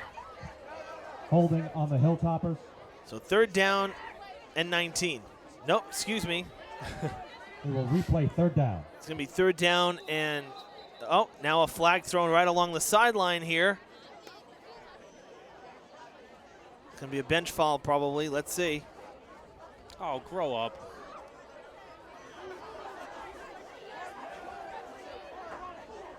What a joke. Nobody came here to see you, pal. Put the flag away. No, you're absolutely right. I mean, come on. There's 20 seconds to go in the half. Right. The kids are scrambling around. I mean, let them be a little excited on the side. I mean, that's just whatever. Yeah. Maybe it's just a warning. That's micromanaging. That's what that is.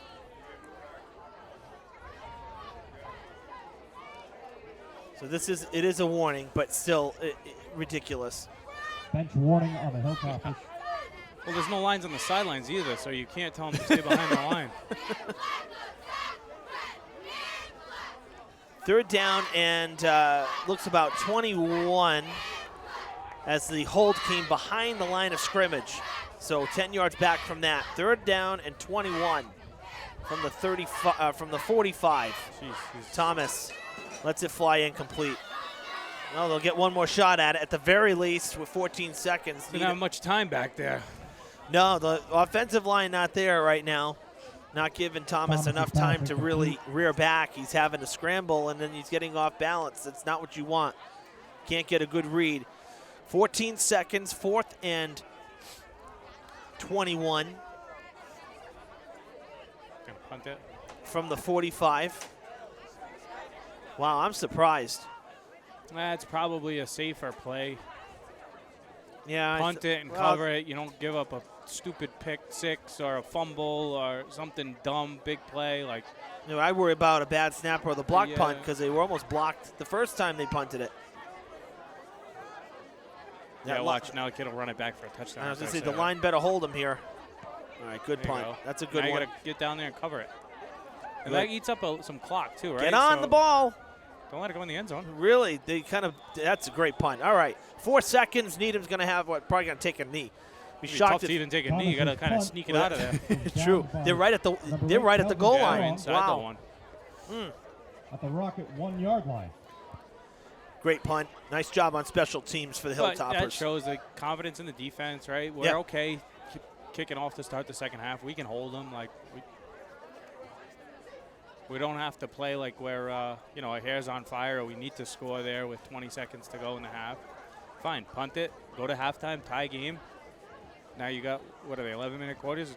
12-minute quarters, so you get 24 minutes of football in the second half for a new game. Well, this brings up an interesting point now, right? So they're at the goal line. Probably just like a QB sneak, get it out of there. Sure, but Durfee's brought pressure. Do they plug up the middle there and try for a sack? Try to be aggressive. Just keep a couple guys back in case. But yeah, no, I think Needham's just going to, pile it in and pack it in, foot-to-foot splits on the goal line and just get the snap and don't take a safety. Just all the quarterback's got to do is fall forward and get out of there for – it's Constantine. I can't imagine that they're going to, rear back and fire one. Yeah, Hoffmeister's in the backfield. Yeah, see, that's it. Go to halftime. Yep, there you go. That's the half. 6-6 the score after 2 quarters here at Durfee. The Hilltoppers and the Rockets. Pretty good first half. We saw some good defense and we saw some key plays offensively when needed. And, for Durfee to score, for me, seeing them take advantage of the turnover there, I thought that was good. And I thought that was an important capitalization there for the offense. Yeah, I mean, that's huge. You get a turnover in the red zone like that, you got to score, and they punched it in on the first play. So that's, like you said, capitalizing on those opportunities. Needham had the ball for if we had time of possession stats, they probably had it for a lot longer than Durfee, probably double. I mean, they had the ball almost the whole first quarter, and they came up with nothing. Durfee's done a pretty good job. It feels like Durfee is in the game. Obviously they're in the game. It's a tie game, but it feels like a winnable game at the half. Representing cheerleading, Aubrey Medeiros. And I don't think you're in a bad spot. Tied up at the half, and I agree. Kickoff, and yes, Needham has moved the ball, but also they've shot themselves in the foot too. And I think at halftime, look at what they've done, and it's the off-tackle run, right, with just lining up in the eye and coming right at you with a power or an ISO or whatever you want to call it. Sure. Well, we'll see what happens for the third quarter. We're going to take the break here. We'll stay live, but B and I are going to take the break. We'll get off the headsets as the homecoming candidates are being announced on the south end of the field, so we'll let you listen in as they come to the field. Third quarter will be coming up next. Stay with us. Representing field hockey, Megan Raposo.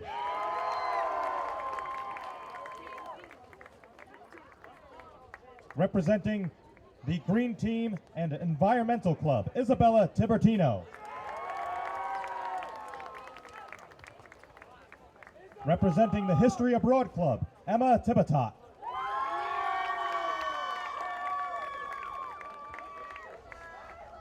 Representing Marching Band, Alanis Hernandez Colon.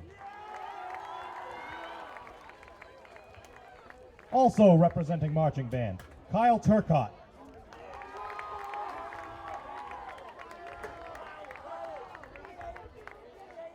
Representing the National Honor Society, Malak Isa.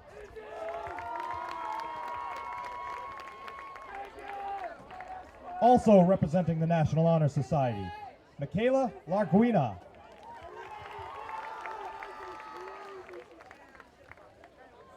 Representing the Sixth Man Club, Cassidy Thames.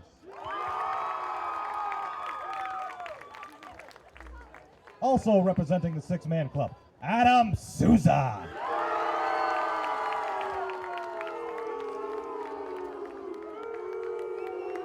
Representing swimming, Jillian Costa.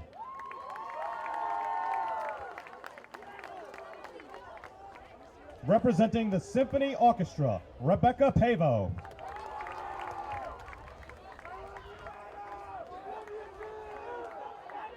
Representing theater, Jaden Trahan.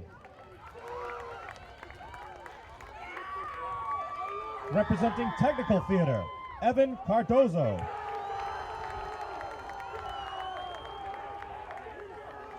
Representing varsity golf, Mariah Alves.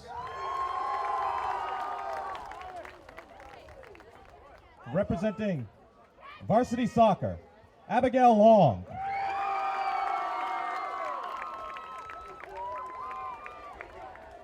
Representing varsity tennis, Christopher Panchley.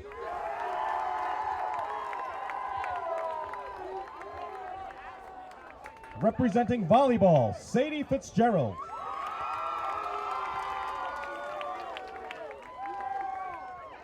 Representing the yearbook, Andro Alcawande.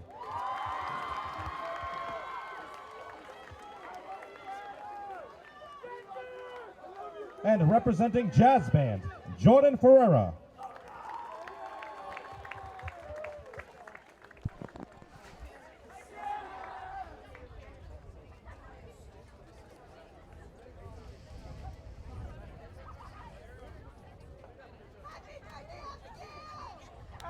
Well, folks, there are your 2021 homecoming candidates, the last of which are making their way onto the field there, coming in on the right side of your screen.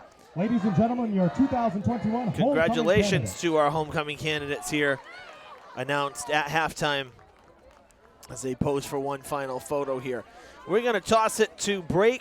10 minutes left on the clock here. I'm not sure if the band is performing, to be quite honest with you. I hope they are. And if they are, then we will come back and give you the halftime show. But for now, we're going to step aside and take a break here at Mac Aldridge Field. Less than 10 minutes till the third quarter. Stay with us.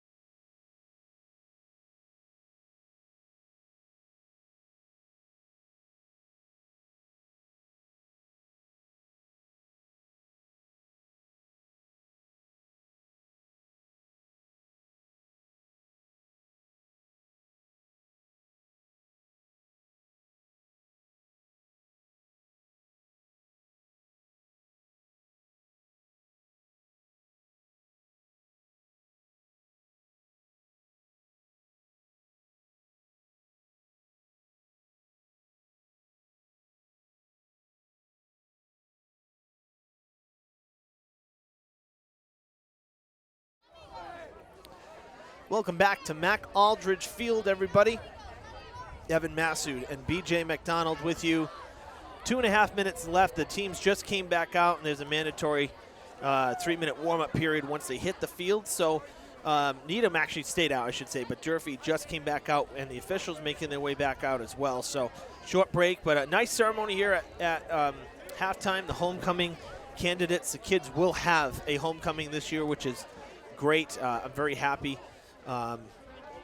for the students that, you know, they're getting some normalcy this school year, and it's very important because I think it's been a challenging transition for everybody getting back to in-person daily. I mean, you know, when you're home, you're kind of making your own rules in a sense, you know, and now back to full-on structure, and I know it's been difficult for some students to kind of readjust to that.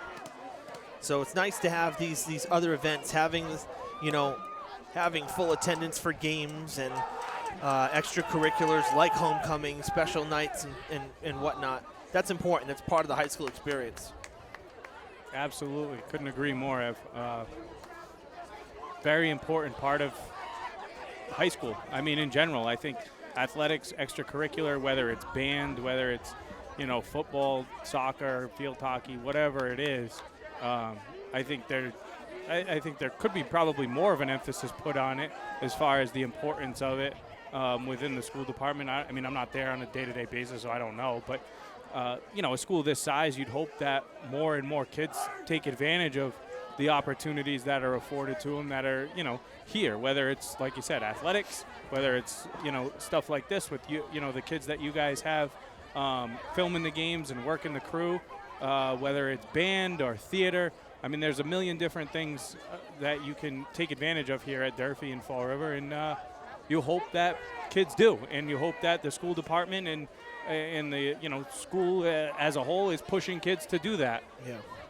No, absolutely. I think people don't realize the number of electives. I mean, the program of studies, I see it every year. It's amazing, the number of offerings. Sure, you know, there's a lot of lecture courses. That's part of it. Not every elective is going to be hands-on, you know. But it doesn't mean that one is, you know, less important than another. It all depends on what you as a student are interested in taking. Yeah, and it's great to see the kids that, you know, aren't playing but are here supporting their classmates. I mean, that's probably the majority of the people that are here watching are their fellow classmates, which is unfortunate, but it happens, I guess, when you only win one game. But, you know, in my opinion, I think the city as a whole, I wish would put more of an emphasis on athletics and supporting, you know, the high school kids that are out here day in and day out. Sure. And actually, you know, to your point, you mentioned about the crowd. This year, these football games, and I think, you know, with such a strange year last year, Hannigan returning, by the way. These kids, these football games this season have been some of the best attended games in a regular season that I've seen in a long time. Thanksgiving's always well attended, sure. Nights like this, homecoming night, where all the seniors are involved and whatnot, you get extra parents and family members here. Yes, this is well attended.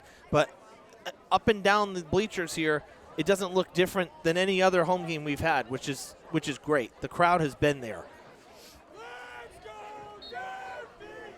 All right, Needham will start the second half just north of the 30 after about a 20-yard return from Hannigan, who just was sent in motion. And they will hand it off. No, they're going to pass or fake the pass first. Down the sideline and out of bounds. Out of bounds. That kid's got a strong arm, though. I mean, he's got a strong arm, and that was Hannigan. Mind you, they sent Hannigan in motion towards their own bench. He came all the way across the field to try to make that catch, although it took him out of bounds. But, yeah, Constantine has really a good arm. Well, we were talked about it a little bit, and, you know, if I'm Needham, I would have came out and just pounded the ball, but I didn't realize 25, you know, Hoffmeister, who they've been riding throughout the first half, he's over here with the training staff. So, oh, good catch, because he did come out. Remember, he came out. It looks like they're working on his hand, maybe. So that's a loss. I mean, the running game was still good. Don't get me wrong. Rufo stepped up for and Vasquez for the Rockets. So, I mean, they have a good running back crew. That is Rufo right there. Number 4, got the pitch. Tries to cut back, tripped up at the knees as he goes sliding out of bounds. I think Lewis was there for that tackle. It was Lewis, yep. Short gain as it turns out, maybe 3. That's it. So now you're 3rd and 6 or 7 again. Bring some pressure. This is an interesting spot here because, do you chance running the ball, you don't have your feature back, or you try to take the shot. The passing game has not been too successful. They are certainly more of a running team. That was what we were told from the get-go. And it's been evident tonight. The Hilltoppers have certainly struggled to stop the run a little bit. But it's 6-6, and it's 3rd and 7, so big play here. Dropping back to pass. Here comes the pass rush. Cross the chute. Good job. Great tackle. That's a great job. Only a couple-yard gain there. Now you got a decision time for Needham, 4th and 5 or so, but it looks like they're going to punt it. So great hold there, 3 and out for the Hilltoppers to start the 3rd quarter. The defense shows up once again. Devon Moole with the stop and the tackle there on 3rd down. Only 2 yards on that reception. Bring up 4th and 5. Punting unit is coming out. Constantine is the punter, the QB, but again now with 5 yards to go. Sure, they're playing. Now, see, Constantine is not. Yes, he is. Here he is. He's back. He's off frame, back to the left. There he is. Long snap, and a catch it. Yeah, strong punt. Rockets closing in.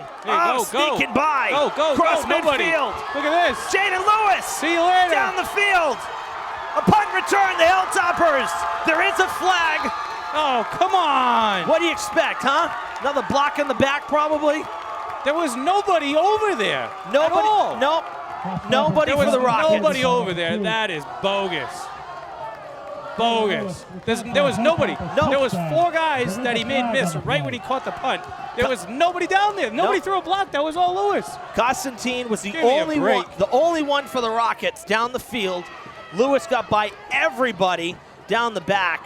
And if this is a block in the back. It's something against Durfee, whether it's a block in the back or a hold or something. But, these officials sometimes, they think people are here to see them. It's like, you got to even it off. You threw a bunch of flags against Needham in the first half, so now you're going to throw them against the Hilltoppers here. That is bogus. It is. It's bogus. It's garbage. It's awful. I honestly can't believe it. There was probably 4 guys where Lewis caught the ball. Yeah, he made them all miss, put his foot in the ground, got north and south. There was nobody in front of him. Ridiculous. If this wasn't the umpteenth time we've seen this, and this one wasn't even legit, I'm sorry. Unbelievable.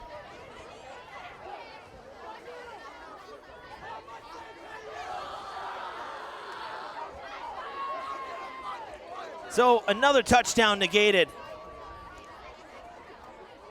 Thanks to a block in the back call. I'd love to see the replay. Yeah, I'm looking at it. Nobody. Maybe. All right, maybe. Go ahead, Mick. Go. Cornell down the sideline. Put some shoulder into it. There you go. Durfee's got a little momentum now. Guys are hopping around on the sidelines. That's what you like to see. There's one guy who was in the vicinity that maybe this is why they called it. We're looking back on the phone at the replay. Lewis gets by. Here's the scene. And right here, there's a guy down, got pushed down right there, and an extra shove. Which is bogus. Still bogus. I would agree with you on that. I don't like it. Not happy about it. Well, it's not a block in the back if the guy's on the ground and he goes to get up and the kid shoves him again, doesn't let him get up. You're not supposed to. What do you want him to help him up? He was already on. From that clip you just showed me, the kid was on the ground. Right. And the Durfee kid gave him an extra shove when he went to get up. But what we don't see off cam is, did he get pushed down before the camera got there? Maybe. That's the only thing I'm going to ascertain from that call. But that kid wasn't going to make that play either. Right. It was off the ball, and it did not impact the play. He was not going to make that tackle. I completely agree with you. I still don't buy the call. All right, we're going to punch it in anyways. All right, 2nd and 5 here. A nice run there from Cornell to get them down this way. There you go. Oh, quick Pull snap. Back trap. See you later. Bye. Touchdown, Hilltoppers. Take your flag. 12-6. Great job by the offensive line. Ignacio up the middle, untouched. Was that about 15, 20 yards or so. Yeah, direct snap too. That was great. He was the fullback, like a fullback trap. Yeah, that's a little one out of the bag of tricks. Haven't seen that. Now the question, will Durfee go for 2? Ignacio is still out there, but down with just the 12 points. I'd like to see them go for 2. Yeah, it looks like they're gonna. Yeah, it looks like they're gonna. The ball is set on the 2-yard line. I wouldn't even hate running the same play. Yeah, why not? It's an offensive lineman's dream. That's Coach Levesque on the offensive line drawing that one up. Holly just came in. Looks like Cornell's out there too. Holly and Lewis going to the far side. You have Cornell and what do you say, Ignacio. Oh, he's open. Lewis to the end zone. 2-point conversion. They went to Ignacio. 14-6. Great job. Great throw by Isaiah. Nice catch, Ignacio. 2-point conversion attempt. Well, you know what? I'm That's happy. That's a big 2 points right there. That's big, yeah. And you know what makes me happy is that the flag didn't get in their heads. They went right down to business, and they did. They punched it in with ease. That was great. So you get the defensive stop. You get a big return. You think, oh, you're on cloud 9. No, it comes back. Offense gets out there and does its job. And I'll tell you, Mick's having a great game. I hope they utilize Mick a little more down the stretch here because he's picked up some big yards for Durfee tonight. Yeah, that was a great drive by him, right? They ran Mick off tackle. He had a couple nice runs, and then the defense softened up, loosened up to the outside, and they hit him up the middle with Ignacio. So a nice drive here in the third quarter to start the second half for the Hilltoppers, and now you just got to keep playing defense.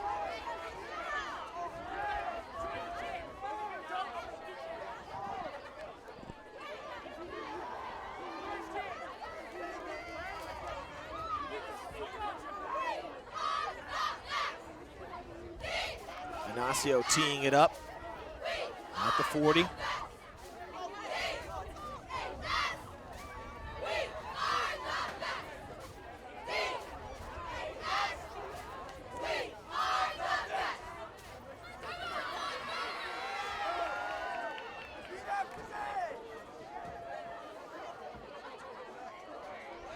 Meeting of the minds. Yeah, Taylor Brown on the left, actually off camera to the left side of the field, meeting with our head official. Not sure regarding what. Kind of impromptu called him over and just ran out there. That's the holdup at the moment. Well, the officials, I mean, these guys are like...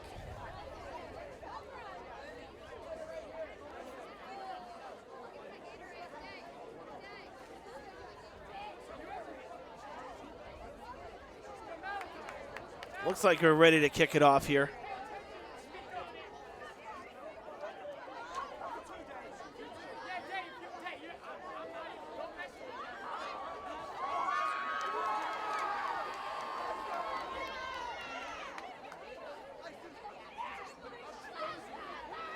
Ignacio will tee it up. 5 toppers to his right, 5 to his left.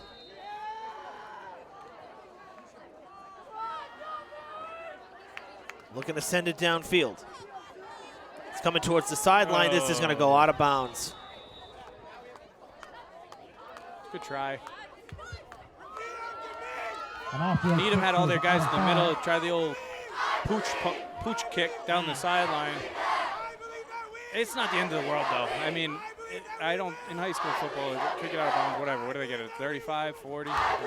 Yeah. You end up just about there half the time anyways. Yeah, exactly. Or you re-kick it, but you probably won't.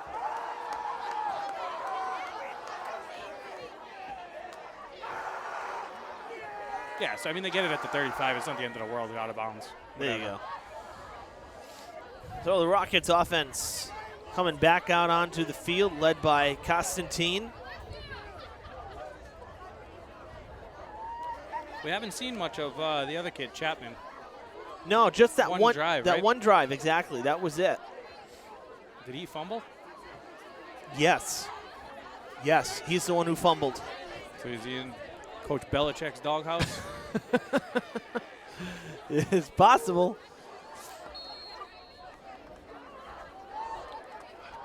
Belichick banishes guys when they fumble. You never see him again. Yep. Pitch out to Rufo.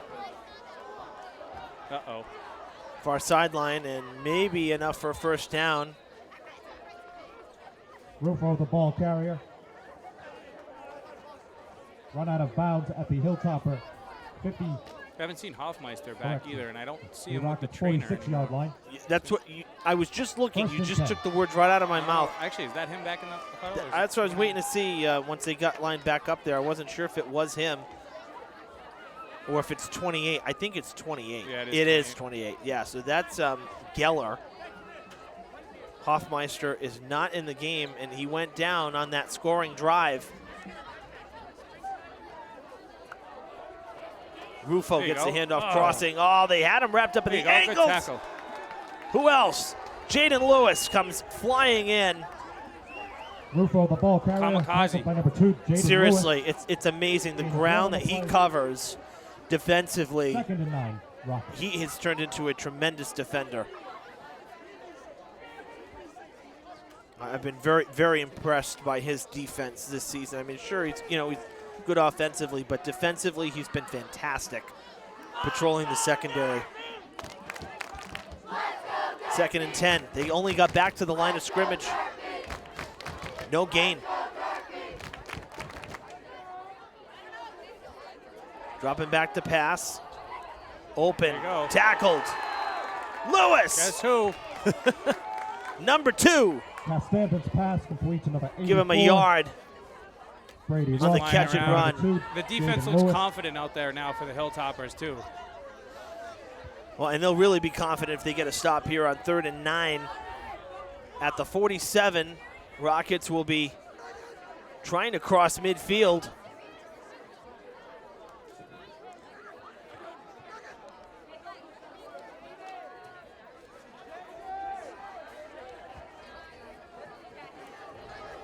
Got to know where the sticks are in the secondary. Constantine drops back again. Pass rush is coming. Gets Make a off the tackle. pass. Oh, nice move. He's going to get through. Oh, Almost lost the ball. yeah, that's a tough spot. Castanton's pass Oh. complete to number 6. Thought he went backwards a little bit. Ryan Hannigan. He did go backwards, but there was a reach Yeah. while he was still up. I think that's a good call. It should be enough for a first down. We don't want to give these guys any credit. Yeah, I know. I know you're still bitter about the flag. So am I. But that was good effort on the part of Hannigan, who was the receiver. No, he did a nice job. Came back to the ball. Because that's one that we've seen in high school football. Those reaches don't tend to work out very well. They spotted him. The guy with the sticks over there. He's got him 2 yards short. Oh, they're measuring. They're measuring. I don't know why. I know that we joke, right, that there's no markings on the field, but it's pretty evident. We're off angle. We can see that they got it by a yard. But we joke that there's no lines, but there really are no lines on the field. It's like, The pocket's extremely faded. The sideline hash marks are a little better. The pocket is very, very faded. Maybe I'll come out here with a can of spray paint before Thanksgiving. Give it one last go. You know, the rain, we've had some really serious rain this school year, and it's really done a job on the pellets, the fill. Yeah. You can see where there's dark spots on the field. That's Well, because it's washed out. And you can see how much green doesn't, is up on guys' shoes and pants and legs. Like, that stuff's not supposed to come up the way it comes up. No, not at all. And when you're walking, it's very, it's rippled. Look, like with anything else, right? It's 15 years old. Things deteriorate over time. And this stadium, when it was put in, was not just host to Durfee sports. Everybody was using it, not just Fall River schools. You had state events held here. This was a facility being used for many state tournament events, particularly track and field and whatnot. So now you have people on the field for that. This is a major facility for sports. It is a fumble. Oh. It's a D1 program, and this stadium is not just for, 3 or 4 teams. Right. So it's going to wear down. So it's a catch-22. You want someone maintaining a field, and after a rainstorm like today, trying to maintain grass, they'd be playing in mud. So you have turf. Well, the turf needs to be replaced every so on. It is what it is. Which, to me, I'm a little biased. I think that the football field should be, for the football team, but that's a different story for a different day, I guess. Sure. Well, and from what one of the things that I'm hearing is that the hope is, and I have to say I hope they do it, is that if there is a new turf put in, they will line the stadium for field hockey as well, so that field hockey can play on the main stadium here. There'll be some shakeups. Sometimes that's a deep throw, beautiful pass, Hannigan into the end zone. Constantine can really hurl it down there. We've seen it a few times, and that was a beautiful pass. Couldn't have been any better. Spot on. In stride. Hilltoppers could not defend that one. Rockets with the touchdown. They answer in a big way. Big 2-point play here now, though. Yeah, 2-point conversion coming. Well, we're expecting that. It'd be silly if they don't. I'd imagine. That's what the analytics say. Yeah, sure. Why would you try to kick it here?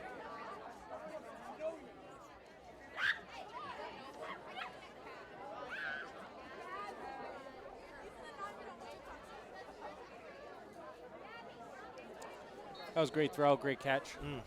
No, it really was.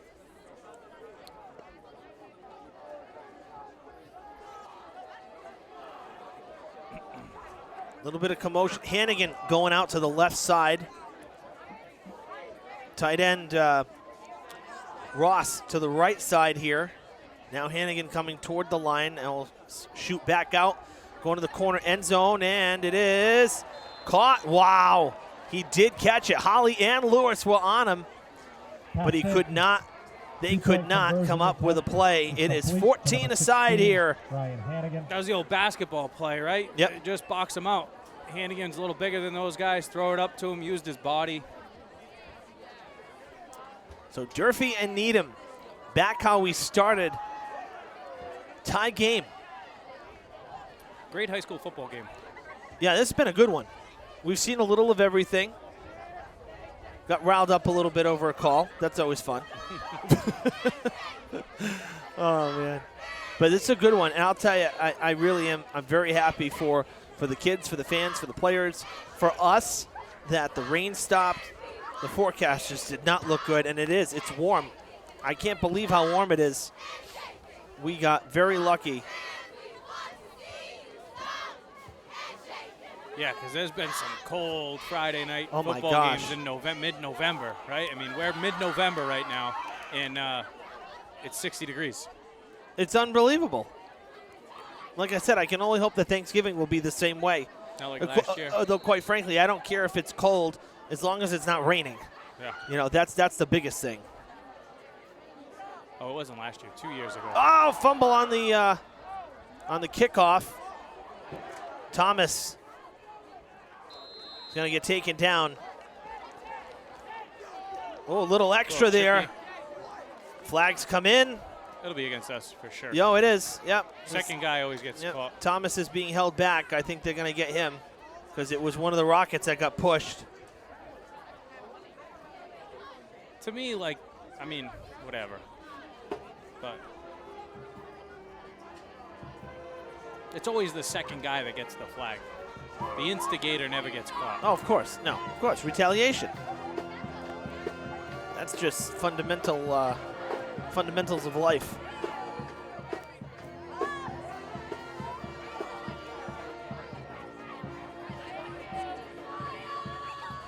Yep, against Durfee.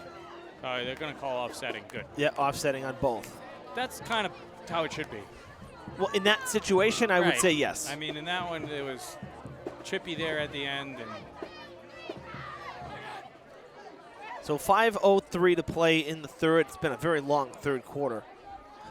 that it has.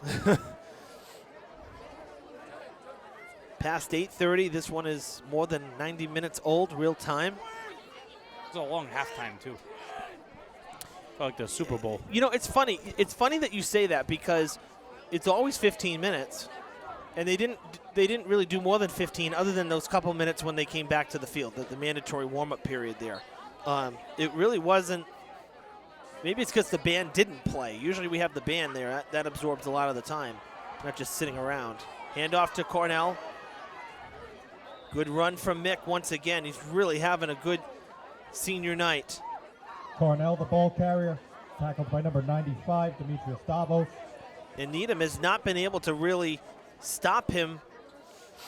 He's been the feature back tonight. That's it.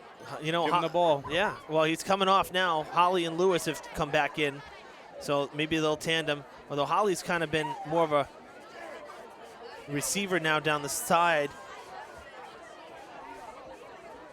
Well, Lewis is, of course, listed as a wide receiver as well, but he'll get handoffs there more it is. often Go. than not. No, they're going to it's Inacio. There's a hole there.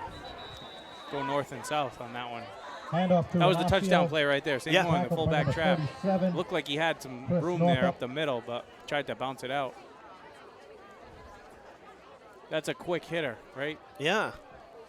And almost got the first down. They're about 1.5 yards short. So 3rd and short here, 3rd and less than 2 from the 32. Hilltoppers need to sustain a drive and get some points if they can, eat up some of the time here. Like I said, it's been a long one. Inacio gets pushed forward, and he will get it. Still on his feet. Look at this. Across the 45. What an effort from Inacio. Hilltoppers are getting contributions with the ground Inacio, game the from ball almost carrier. everybody. He has enough for a Hilltoppers. We've seen Thomas keep it. We've seen Inacio. We've seen Lewis. We've seen Cornell. We've seen Strong. I don't recall if Holly's actually gotten any handoffs, to be honest with you. I don't think he has. I think he's gotten maybe 1 or 2. He hasn't gotten free. So we'll put him in the mix too. So that's. Yeah, and you got to give all these kids a ton of credit, right? All those guys that we just mentioned that have carried the ball, they're all playing defense. Yeah. And then the same thing with the interior line. All of those kids are playing both sides of the ball, grinding it out, and they're in a battle. Holly in motion. Gets the handoff. He'll have 2 blockers. Can he get through? He does. Cross, cutting in, goes out of bounds in front of the Rockets bench. Holly, the ball carrier, run out of bounds by number 1, Vasquez. Be about 1 yard short, maybe half a yard short of the. Well, you have 2 guys marking. Got 1 guy on the. Yeah. What is Figure going it out, on, guys? One guy said first down, the other guy said second down. I'll be honest. I know it wasn't a first down where he went out of bounds, but it's again a little discombobulated.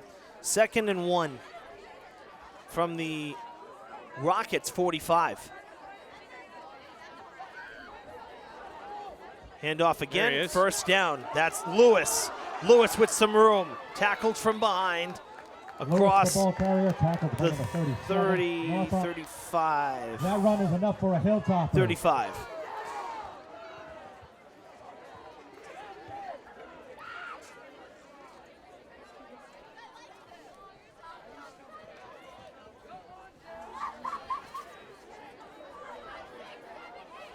.230 to play now in this 3rd.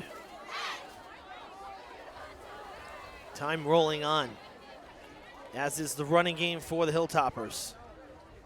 Another handoff. Cornell back into the game. Cuts back in. Across the 30. Cornell, that's good for about 5 or 6. Tackled by number 19, Maybe about 5.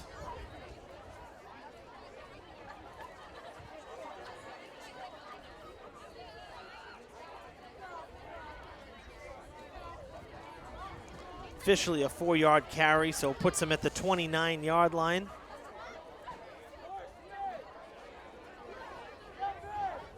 Big play here, 2nd and 5, under 2 to go. No rush. Clock is on your side. Thomas with the keeper has some blocking. Trying to cut back in.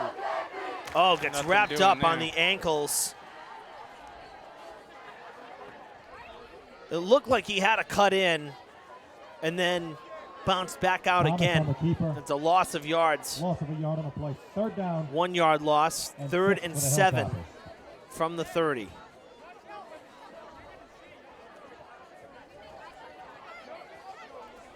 Well, this is a big play because the Hilltoppers have had a pretty long field here I'd say you got 2 chances at it, though. Like we talked about a little earlier, I think I'd give it to Mick here. Yeah, I agree. And they are gonna. Cuts back in, gets stood up, and is going to be brought back. I think Needham probably knew they were going to give it to Mick there, too. Well, you know as well, they've also, with Mick, been going to the same side. I know that it's kind of the open side. Everybody was on the far hash marks there, but you can't show exactly the same thing every time. So we're going to be looking at a 4th down and 5. 30 seconds to play in the third. It looks like Durfee will. You might be able to wait till the 4th quarter, regroup, and think about it. I would. Usually that back official, when he raises his hand, that means you usually have 10 seconds. He hasn't raised his hand yet, but it doesn't look like they're going to try to wait it out. 10 seconds on the game clock. And he hasn't raised his hand. Yeah, now he has. So 7 seconds. They're going to play it. Thomas looking, firing. There you go. Nice. He's got it. And that should be enough for a 1st down, about 4 yards up the field. A conversion on 4th down that ends the 3rd quarter. That's a big pass from Thomas. Hilltoppers will move the sticks. Big play there for KJ Strong. Nice job finding the sticks, settling in right at the 1st down marker. And that's a tough throw. I mean, he's rolled out to his left a lot, Thomas. They get him out of the pocket. He's not that tall, right? And that's always a challenge, trying to see over guys and see the field. And he does a great job throwing the ball on the run. And there he rolled out left, found Strong, moved the chains. Big conversion for Durfee. Huge conversion. That's big. And that's going to be confidence builder for this Hilltoppers offense. Well, folks, we get ready for the 4th quarter, final 12 minutes of football here at Durfee. A reminder, our next broadcast will be Thanksgiving Day morning. We live stream on Facebook. Fred TV Sports, like and follow us here so you don't miss a beat. If you don't have Facebook, on YouTube, subscribe to our channel for on-demand content. You can watch the games back at your leisure. We will have... Are you putting the old games on too? Well, the old games are still up there, the playlist from last year.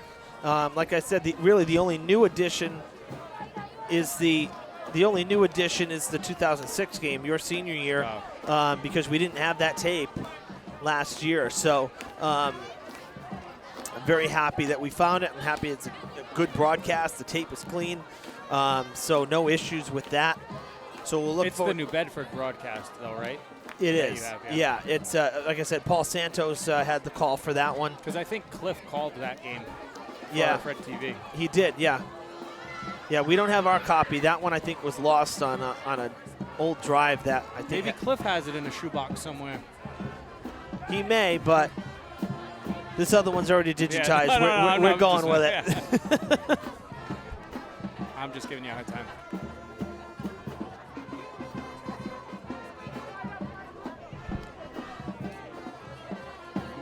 Getting lined up here for the 4th quarter. But yeah, if you go to the YouTube channel, folks, there is a playlist for throwback Thanksgiving Day games, and there's a bunch of them on there. We will be replaying some of the victories. Why show any of the uglier losses? That's all we need to show. No. We'll be showing some of the victories in the days leading to Thanksgiving. Well, it's been relatively even over the past decade or so as far as wins and losses, right? Maybe decade plus. I would imagine the win-loss it's pretty close. Since fall 2005, 6 victories for Durfee. Thomas, go. Rolling, end zone, touchdown! Right. Thomas's second rushing touchdown of the evening, and the Hilltoppers have retaken the lead. It's 20-14. Great job again by Isaiah. Like I said before, he's on the run. He had the option probably to run or throw it, it looked like there, but he saw the opening, tucked it, never looked back. Huge play. Those rollouts, when he rolls to his right as a right-handed thrower, those are the ones that tend to work better for him, so obviously. Much easier, right. You know? I mean, if he's going to roll out, I think that's where you got to have him roll out. It's just tough sometimes. Well, where the hash marks are, to roll out to the short side of the field, you lose so much real estate. Surprised that they're kicking here, I'll be honest. Inacio trying to make good after. That is no good. No good. Wide to the right. I'm surprised they didn't go for 2, honestly. That looked good, didn't it, from there, or am I crazy? Well, it looked good because the kick went off and was it wasn't blocked, but it did go wide to the right. You know, the uprights are not lit very well. The back of the end zone actually is really not lit very well, the way that the lights are aimed, so you lose some of that. But really, the way the running game has been, and that drive was really almost exclusively a rushing drive. I'm very surprised they didn't try for 2. Well, we talked about it earlier, right? It comes down to, a lot of these games come down to the extra points, whether it's a 1 or a 2. But great drive by the Hilltoppers. I mean, Isaiah with the big conversion to Strong on 4th down. Great pitch and catch, and then, you know, whatever that was, 20 yards out, tuck it and run. Yeah, that's a big one. So play a little defense now. 4th quarter, you get the lead. And the defense really has been very good tonight for Durfee. Offense has gotten it done when it needed to, but defensively, the Hilltoppers have been playing with a boatload of confidence. At least it appears that way.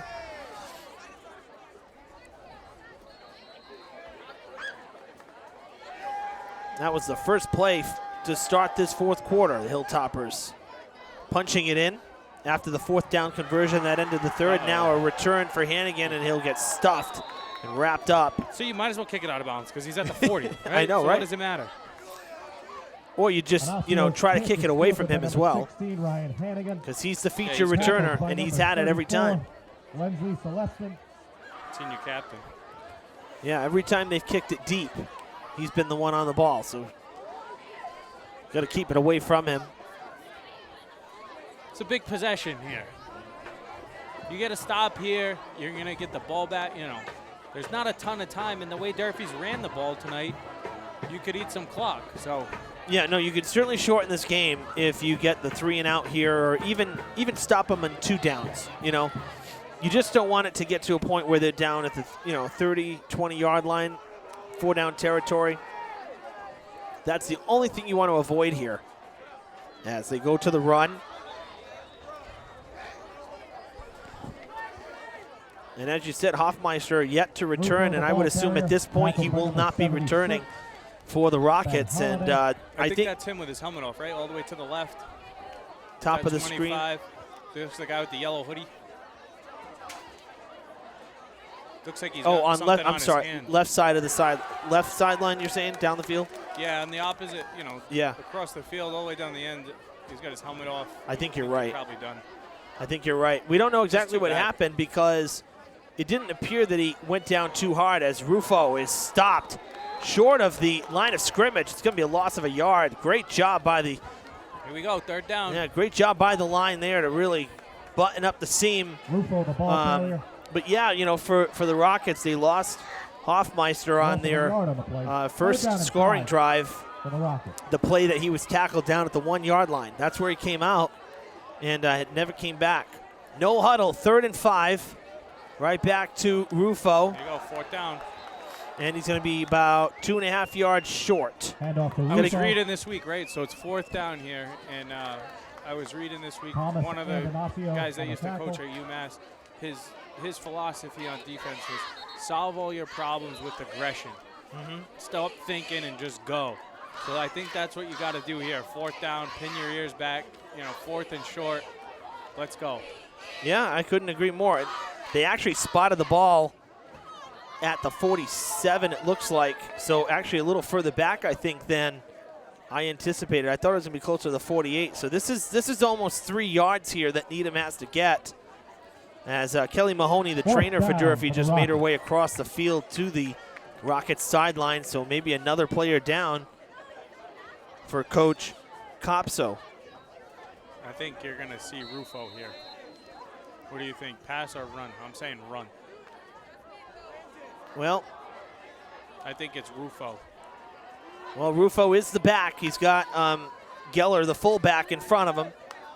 They go to Rufo. Rufo is gonna go. He gets there. Nice run. Hilltoppers thinking that they have it, but I don't think so. No, he's tough. That kid's tough. Clearly a 1st down. That's a big run there. Big conversion for the Rockets. That's something they needed too. You know, we've seen some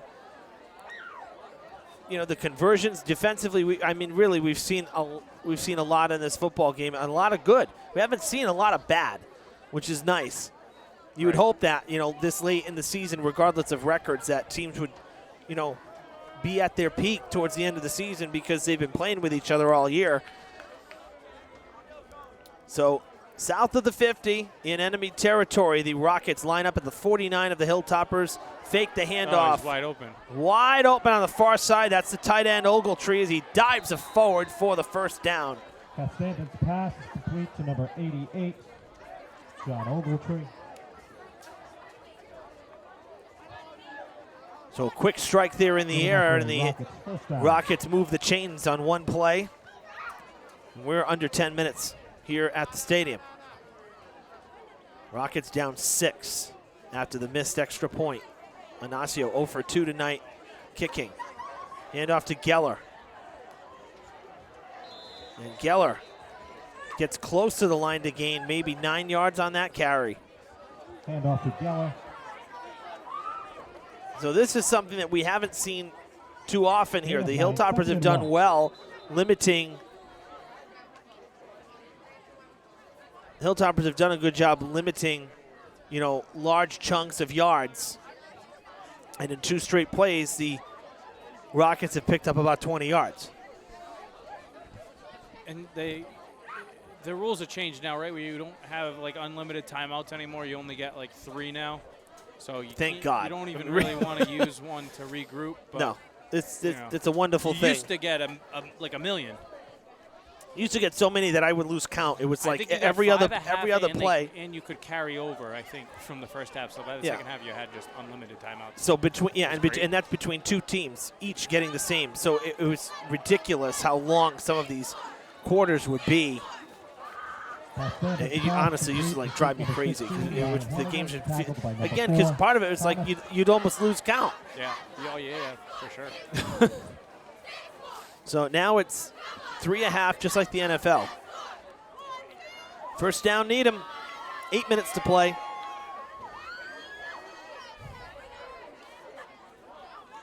I just don't know if it's worth taking one here soon. Give the kids a chance to catch their breath a little bit and settle in. Going to Rufo. And he's stopped at the line. Or maybe you don't need it. What do I know? Big stop there for the Hilltoppers. Cornell with the tackle and the stop. Sooner or later, you're going to see a play action, and he's going to go up top, and it might be right here. That was a loss of 3, so you're looking at 2nd and 13. Ball is back to the 30-yard line.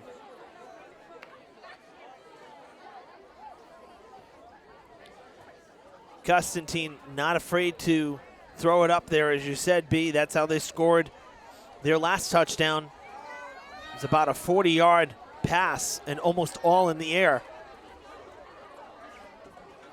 Setting up for a pass play here. And a timeout is called by the Rockets. Timeout. Needham want to take a second look at things here. So that's good. That stops the clock. Well, that's why. And then they burn the timeout. Yeah, let them burn it. And I think the defense kind of needed one here. Yeah.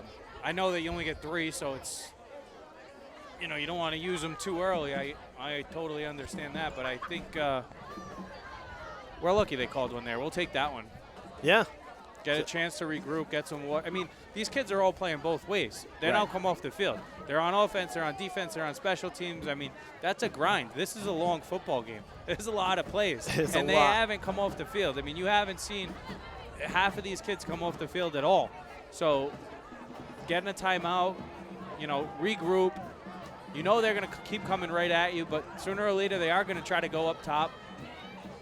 I would think, and I would think it's coming here soon, right around, the 25, 30-yard line is where they can go up top and get to the end zone. Well, we'll see. Rockets still in the huddle. Now they break it. Durfee left it first. It stopped the clock just south of 7 minutes. 6:59 to play in the game. Hilltoppers up 20-14. Rockets trying to answer and potentially take the lead. This is probably their touchdown play, right, that I mentioned earlier. break the huddle, call a timeout, regroup. Okay, this is what we want to run. We've been working on it all week. Here it is. And it is a pass play as expected. Here comes there's a touchdown play. It's a screen. Vasquez gets the reception, and the Hilltoppers miss a tackle. And it's going to be close to a first down. They brought everybody. Well, you knew it was going to be something that you hadn't seen yet, right? Coming out of a timeout. Okay, does everybody know what they're doing? And they did. Hilltopper down on the right side, is off screen to the right. I can't see who it is. No, I can't either.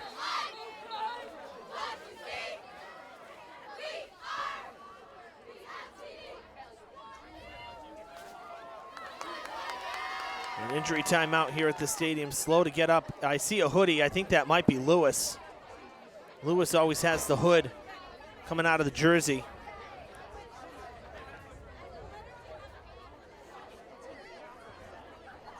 I'm speculating here, but I don't think that's how.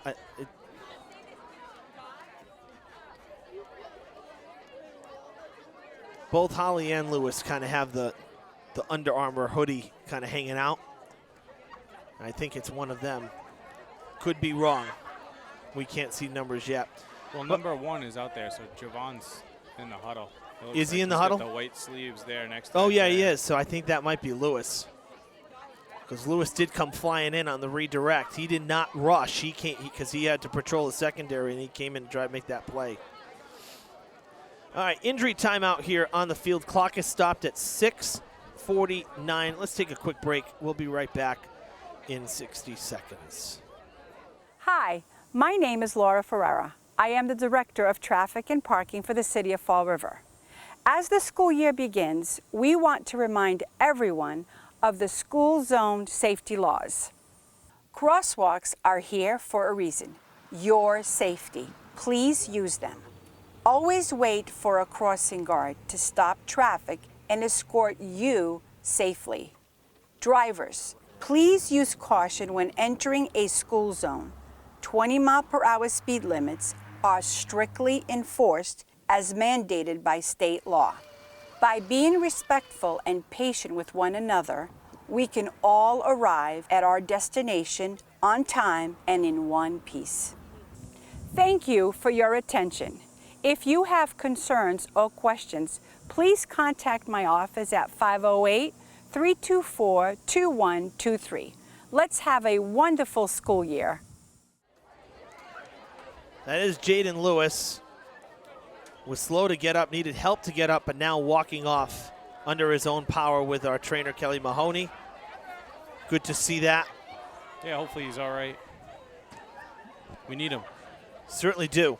And it's going to be a 3rd down and 2 now as we come back to it. The Rockets did not get the first down. They picked up 11 on that last play. That screen pass, so the Hilltoppers brought everybody. Now 3rd and short. This is 4-down territory. Oh. First down and then some. Still on his feet, wrapped up, short of the 10-yard line. Needham giving Durfee a taste of their own medicine with the fullback trap. Yep, absolutely. That was Geller. He has enough for a Rocket first down. First down for the Rockets. Both teams, very balanced offense, right? A lot of different kids contributing. Like, it's good. More than usual, too, I would say. I feel like, at least for Durfee, I feel like more than usual. That's why I was saying they've gotten almost everybody involved here. Ball at around the 12, 13-yard line for the Rockets. Handoff to Geller again as he puts the head down, crosses the 10, and it's tackled after a gain of maybe 5. Geller, the ball carrier. Hayden on the tackle. Lewis moving around, hopping on the sideline, stretching. Kind of jogged in place a couple times. Seems like he's okay and will hopefully for Durfee be out there sooner than later. That was a 3-yard pickup for the Rockets. 2nd and 7, just inside the 10. Rufo right through the seam. Rufo across the 5 and tackled down. This may be enough for a first down. Carrier. We'll see. No, looks like they're marking him short, maybe a yard short. There's a line judge coming in from the far sideline. There goes Jaden back in. Jaden Lewis, there you go. Coming back in, number 2. The way they were stretching him out, I feel like it might have been cramping more than anything, which we saw in that Barnstable game. 3rd down and 2. End zone 4 yards away. Fullback. Touchdown Rockets. Geller into the end zone, and we are tied at 20. He takes it in for a 5 minutes touchdown. Exactly on the clock. What do you got here? Can they kick? Well, we've seen both.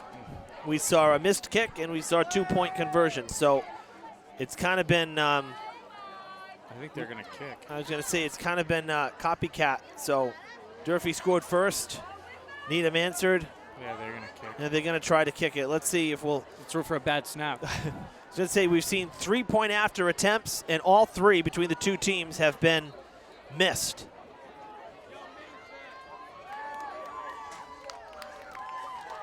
High snap, ball down, on its way, low kick, and it is no good. Oh my gosh. Right, let's go win the game. We got 5 minutes to win the game. Here we go. Cass Stanton's extra point attempt is no good. We will stay tied. Huge. So the Hilltoppers, with that miss, for the Rockets, the Hilltoppers have not trailed in this game. They've led and they've been tied, but they've never trailed. Well, we said it earlier. It's been a great high school football game. Now Sure. you have 5 minutes to go. You've got your full slate of timeouts. The clock is going to be a non-issue. And a chance to win the game. Let's put them away.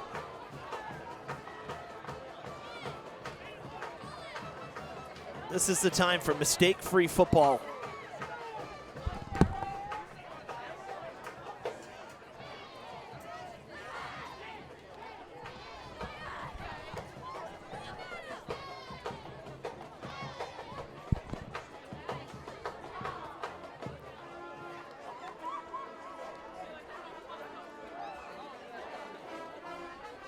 I hate playing the cop. I really do. What do you think caution tape means if there's caution tape on certain rows? What would you ascertain from that? As a 17-year-old kid, I'd probably totally ignore it. Oh, boy, oh, boy. Decent return for Durfee, crossing the 35. Hilltoppers will have fairly decent field position. I think that was Lewis with the return, wasn't it? Yeah. Pretty good field position. Well, with the way that they've run the ball tonight, this very easily could be a game-winning drive here for the Hilltoppers. Send everybody home happy. 9:04 here in the Riv. 2-hour game coming down to the wire. Hey, you and I have done an overtime game too. Remember the Somerset game a few years back here? Yeah. Double OT or triple OT was it? I think. I don't know. It was wild. Handed off to Holly. Holly getting the handoff down the field. Holly took a hand almost to the face. He goes out of bounds. Yeah, that's absolutely. Is the flag coming in? Flag coming in. Yep. So there you go. Huge run. So tack on another 15 on there. Run out of bounds. See now the question, right? You score. I know even say it. Score.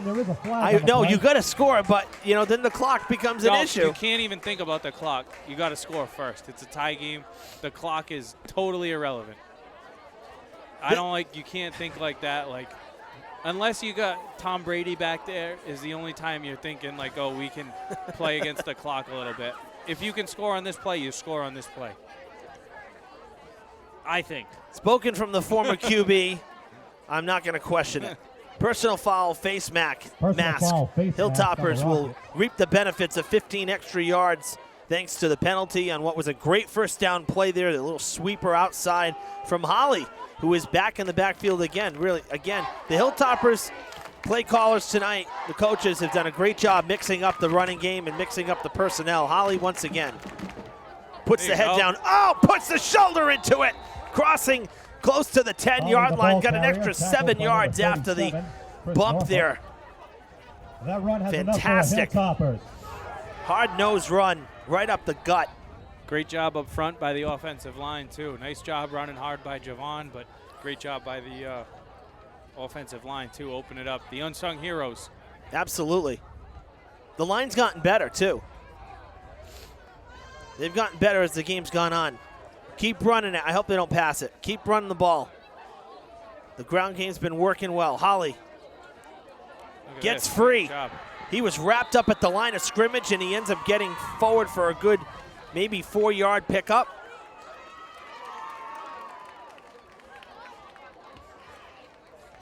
Holly, the ball carrier. He's inside the 10. That was a gain of about 4. So looking at 2nd and 8. Clock will keep rolling here. First down marker is the 2-yard line.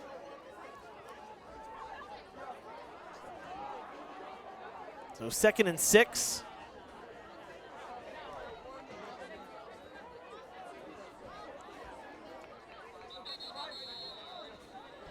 Timeout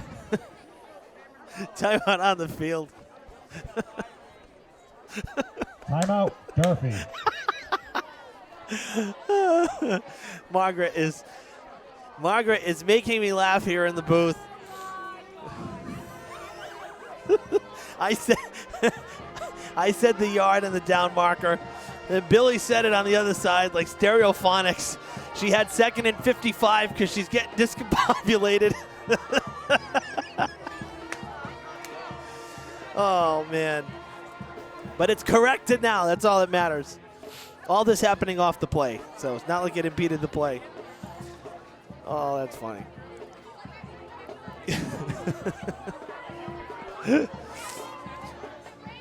So the timeout. Waiting on the 2nd down play.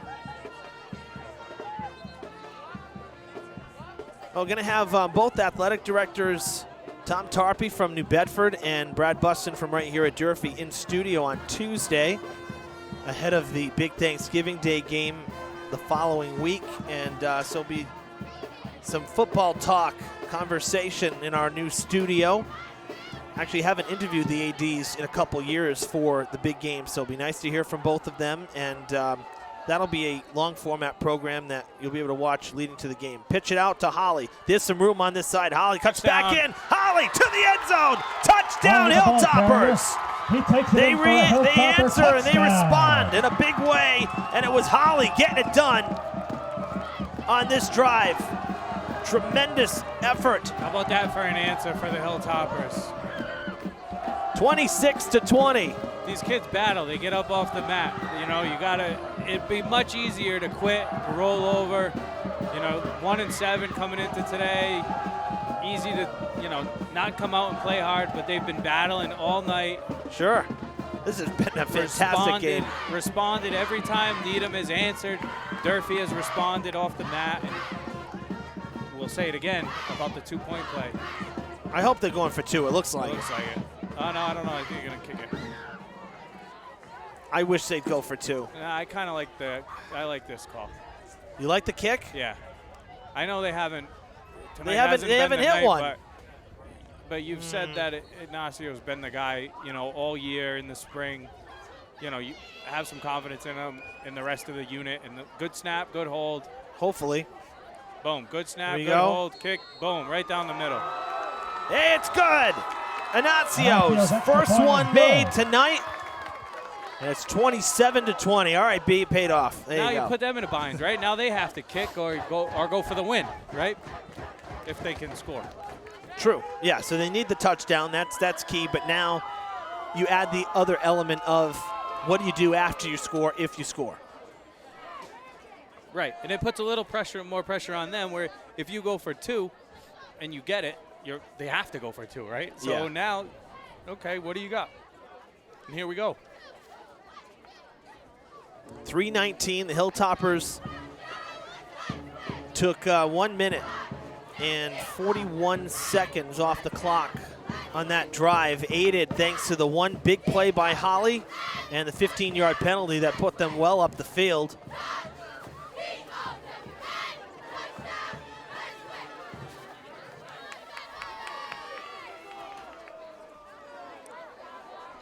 A little off topic here. I know we really haven't had much going on in terms of sports over the last week, but about Jerry Remy, huh? That's sad. Yeah, that's sad. I mean, he battled terrible disease for a long time. I know. It's when he threw I was so glad when I saw that he had thrown the first pitch right for the Yankees game there.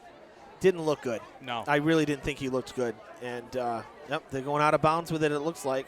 Oh! Almost touched him.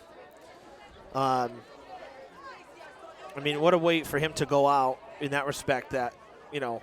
Yeah, everybody Last one last look at it him. made me think it's Ted Williams at the All-Star game. Right. Seriously. I mean, it was like the same thing. But, yeah, very sad. You know, a Boston legend in the booth for all those years with the Red Sox. you know, listening to him and Don Orsillo, of course, biggest mistake Nesson ever made, letting that guy walk. Those two were fantastic to listen to every night. I mean, you didn't even have to be totally engaged in the game to enjoy just watching the game. For sure. You know, and honestly, watching them is what kind of made me want to do this. Because it was like, you know, baseball can be so long and drawn out, and they made it fun. It wasn't robotic. It wasn't just stats. You know what I'm saying? Yeah, no, they I mean, for Yeah, sure, the ball he carrier. morphed into his own as far as the personality. And Yeah. I think that, you know, through the Made it on years the of tackle. free agency and different players in and out, Gain he of two, was second and the 8. one constant for Right. however long he was there, which was a long time. Yeah. Nesson broadcast, not going to be the same. All right. Another running play for Needham. They're going to be stopped short of the first. That was a second down play Hand off to Rufo. as we roll up Big on. play here, 3rd and short with the clock moving. Yeah. I mean, it's a Lewis delicate and balance Lewis here on the for tackle. Needham. They've got to hurry, but 3rd and they've 1. also got to pick this up. 3rd down and 1, but now see, this is tough. Play was all the way down this end, and they had to wait for a guy to get off the field. It just Right. cost them 15 seconds at the end of the play. Constantine passing, He's open. wide open, down to the turf. That's okay, though. You keep it in Pass front Davis of you. pass Yep. is complete to You number know, 84, no big Brady plays. Rock. Good enough for There a is- Rockets I first mean, down. there's a lot of time still, but 49-yard line, their own 49-yard line, trying to cross midfield. Fresh set of downs. Clock has been restarted as we come up on 2 minutes. Passing near side, caught by Hannigan, and he goes out of bounds. It'll stop the Pass clock at Davis, $1:59. That was a great pass. Good footwork, too, because that pass was leading him out of I bounds. was going to say that ball was in the air Second for a and goal. long time for a 5 or a 6 yard gain. Sure was. It's one of those where you're like, oh. There you go. Now you're breaking out the Romo Yeah. grunt. But it felt like that ball was in the air forever. No, it really did. I thought it was actually going to go out of bounds. I was surprised when it hung in there for Hannigan. 2nd and 4. Cross midfield. Pressure coming. Constantine, he escapes. Still on his feet. Passing. Catch that? Yep. Wow, Yeah, he first reeled Pass that Davis in. Pass is complete to number 1, Edgar Vasquez. Vasquez catching it on the far side, but I think they're marking him short.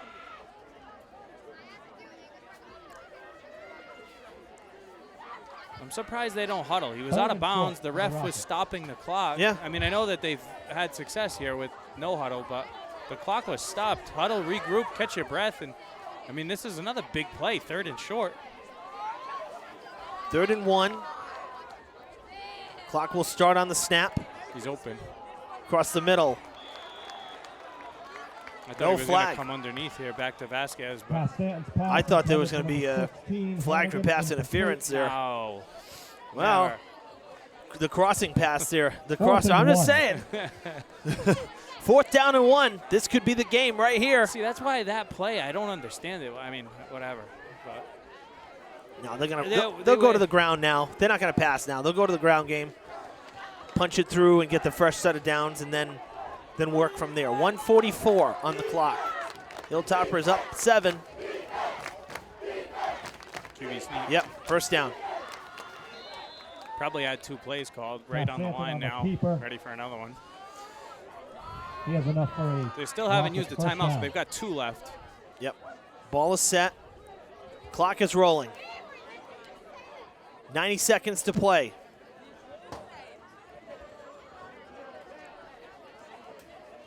Constantine, will he go to the deep ball? No, going to take it himself. Constantine with some room to run. Down the sidelines, far side goes out of bounds. around the 15-yard line. That's a big pickup, and it stops the clock. Run out of bounds at the Hilltopper 15-yard line. Player down for the Hilltoppers back near the line of scrimmage. Looks like Chance Jeffers, 25. Jeffers a big part of that line. You don't want to lose him right now.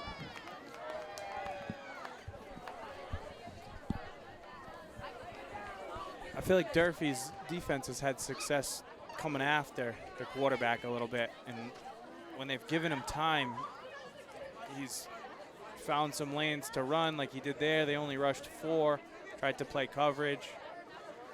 I'm burned a little bit by that in the first half. I get it, not wanting to have to single guys up on the outside. I was just going to say, right, they're probably playing it conservatively, though, because of that.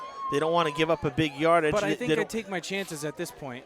Now, you know, 1st and goal, I'm going to start bringing people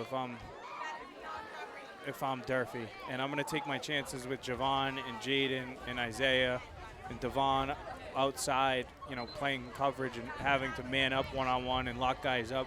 That's what I think you got to kind of go with here. I don't think that just sitting in the zone has worked, but what do I know? Well, it is a 1st down. And it looks like the ball's right at the 15-yard line. Let these guys just man up here. Play one-on-one. And go get the quarterback. Constantine's going to take it. It worked the last time. They're going to keep him in bounds. Still got a couple timeouts. Probably take one. Yep, just did. Gain of 4 on the play. Timeout. Rocket. Minute 11 to go. 7-point lead. What more can you ask for? No, this has been a great game. I mean, really, because it hasn't been one-sided. It's been back and forth game. It's been a tight game. It's never been more than one possession. We haven't seen a real competitive like this, balanced game in a long time. This has been really fun. And whatever the outcome, whoever loses really doesn't have much to complain about, because for the most part, it's been a pretty clean game too. That timeout, a quick one just to stop the clock and regroup. 2nd down and 6 from the 11-yard line.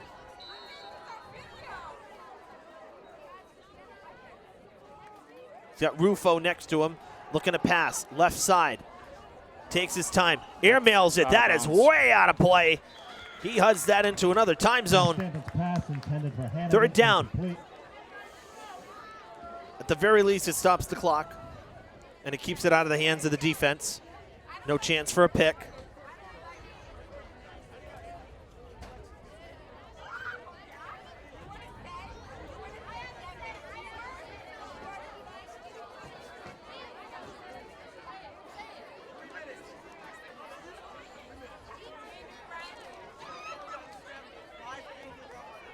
Really, nobody's left here at Durfee either. Good crowd tonight. Engaged in what's going on for the most part. 3rd and 6, here we go. Looks like the same play. Going deep, corner, end zone, incomplete. Great coverage. Like strong, Keith Strong back there. It 18. Was.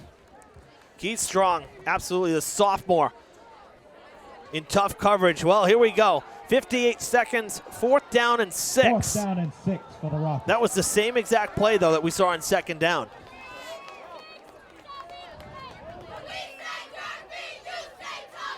Now, they just brought Vasquez. He's on the right side. Hannigan's in on the left. I'm bringing the pressure again. Don't sit in the zone. Send Ignacio. Go get him. Here we go. Pressure is coming from behind. They dump it off, and it is a 1st down, and it is a touchdown! Rockets have answered with a score. 1-point game. 49 seconds to go. Ugh, that hurts. But here it is. We called it earlier, right? What a great game, though. Really, this has been fantastic. 27-26. You said it in the first quarter. We talked about the 1 point, you know, how many games come down to special teams and, you know, conversions after touchdowns. Timeout, Needham. And here we are with 49 seconds to go. Now, if you're Needham, what are you going to do? I'm going for 2. Are you really? Needham. Yeah. I'm going to come all the way down here to lose. Play for a tie. I'm going for 2 if I'm Needham. Interesting. And I'm giving it to Rufo. So if I'm Durfee, that's what I'm thinking. Interesting.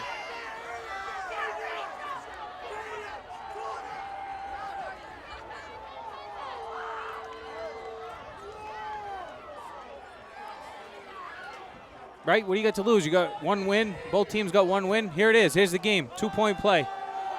Wow. 3 yards to win the game. The QB will be under center with It's going Geller. to be Rufo off tackle. Geller the fullback, Rufo in the backfield. That's who I'm riding with, the seniors.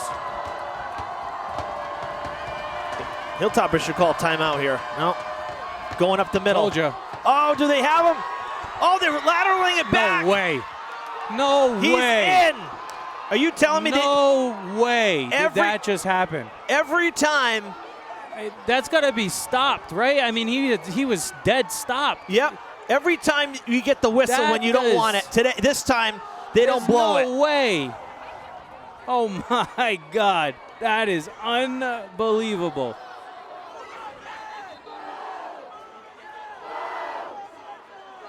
No way.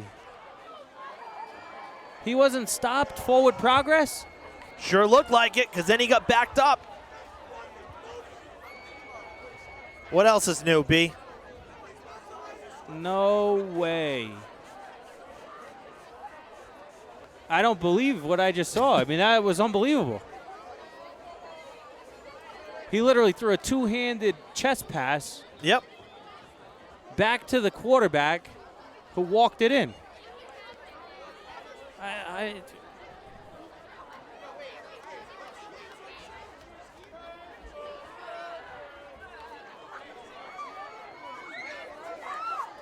Trying to watch it back here, but I'm dropping on the phone, not getting a good look at it here. I don't know how you don't call. I mean, I guess the officials weren't expecting. I mean, nobody was expecting him to throw it backwards. But I mean, it looked like forward progress had clearly been stopped for him to be able to gather enough Sure to did. be able to throw the ball backwards. Sure did. I mean, he had nowhere to go. He But was wrapped up and stood up. that is unbelievable.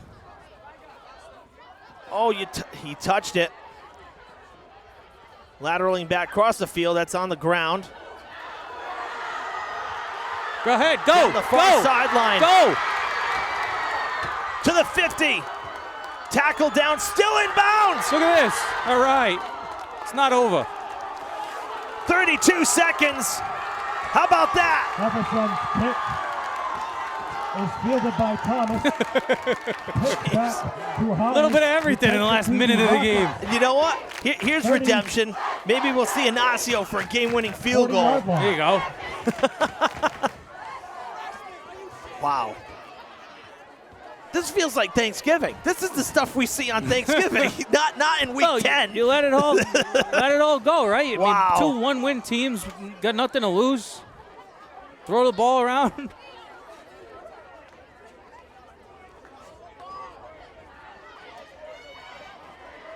How Yep. far can he kick it from?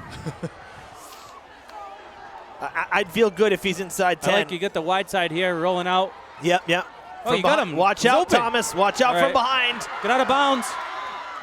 Out of First bounds. down. All right. No, short of Thomas, the the first. ball carrier. 2 yards. Not out of bounds, No, about 4 yards short. 32-yard line. 25 seconds to go. Ay, ay, ay.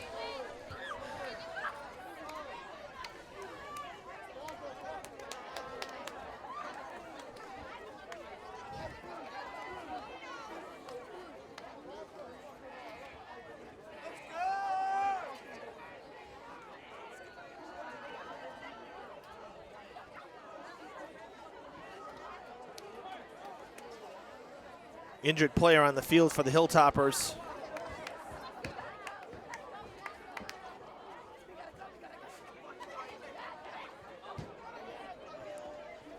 Yeah, we got a freeze frame here. I can't show you upstairs, but B, I'm going to show you here. The Hilltoppers bench has the fists in the air. He's wrapped up and being brought back. Yeah, I mean, he's stopped. Yeah, that was. I don't know how you don't blow that dead. Terrible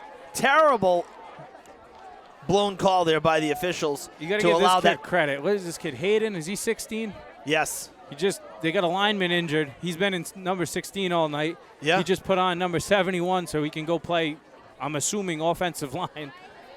So we talked about it. Just did? Yeah, so we talked about these kids battling and not having the numbers of some of these other schools where they're able to rotate guys in and out. Sure. And this core group of Hilltoppers and guys playing both ways, kids in the backfield playing offensive line all over the place. I mean, it's not for lack of effort, down one. Oh, no, absolutely. They've battled all night. You have to give them a ton of credit.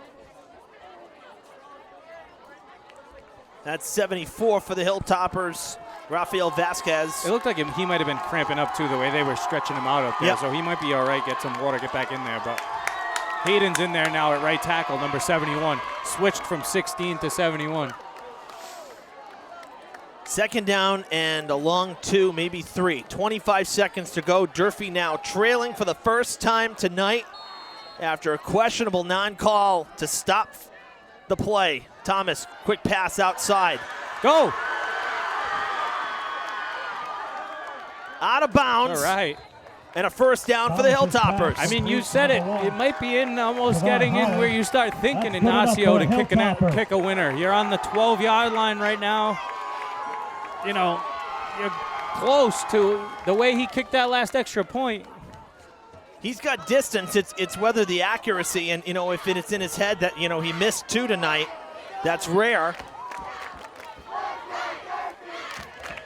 What does Durfee have? How many timeouts left? I was just going to say, I'm not sure how many timeouts the Hilltoppers have left. I want to say, I don't think they got 2. I think they have 1 left. You got the wide side again here, trip. So I think you got Isaiah coming out this way, run pass option. That's what I would. Well, he's got to make it happen fast, though. 16 seconds is not a lot of time here for funny business. So if it's not there. Oh, no. Timeout. Thomas on the keeper. That hurt. All right. Well, Coach Brown signaled for timeout, and the whistle went at 10 seconds, and we're down to 8. Timeout, Hilltoppers. He's got to throw that away. He's battled all night, Isaiah, just trying to make something happen at the end here, and I bet he wishes he had that one back where he could have fired it out of bounds. Yep. Because now you can't even think field goal from here. No. Nope. Because you lost 10.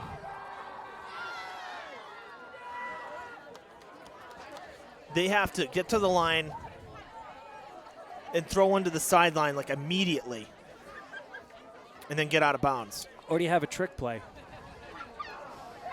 I don't know if they have any more timeouts, so that's the key here too, is that you've got to be able to get out of bounds. Or get to the end zone. Well, of course. Well, that's ideal. That's what I'm saying. So if you got some kind of trick play that's going to go to the end zone. Yeah, but I don't feel good about that at the 25. I did at the 15. Yeah. That's the whole thing. So Thomas is on the near side now. He can't roll out.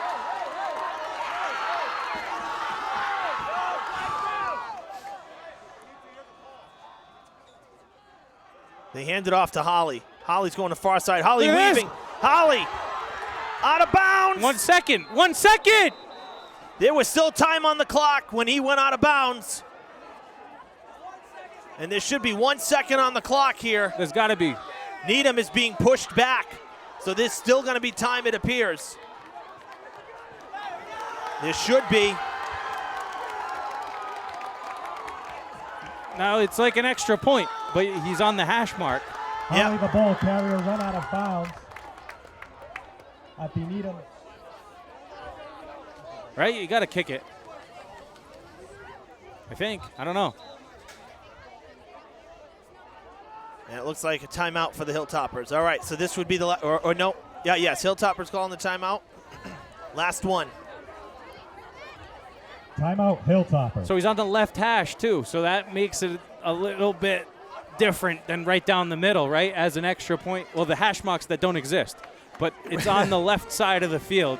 True, but here's the thing, is that it was down this end of the field when he missed wide to the right. So if you've moved over a little bit to the left, that might play into your favor, and that's assuming they're kicking it. They are. He's out there. He's got the block in his hand. Wow. When have you seen a game-winning field goal for the Hilltoppers? I don't think ever. Well, we had Hilltoppers 15 lost years ago. We had one. Right. Hilltoppers lost game 1 of the season, a 10-7 to Attleboro at the end of the game. Let's back the shot out a bit so we can see the uprights here. We don't want to miss this kick.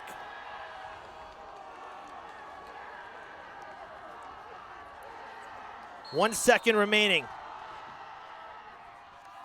for the win.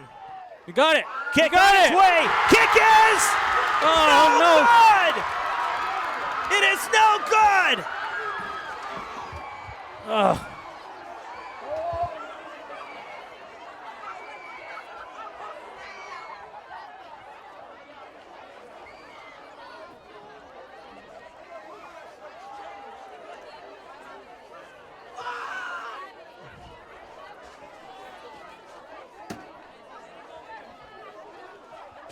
That hurts. 28-27, the final score. Needham with the heartbreaking upset here after a questionable non-call on that 2-point conversion. The questionable block in the back earlier that hurt the Hilltoppers as well. I think Ignacio got lit up on the kick, too. Probably could have got a penalty there. But well, I think that's the argument, because they were all coming in, and Coach Brown is not happy. None of the coaches are right now on the field, and they have, I would say, good reason for it.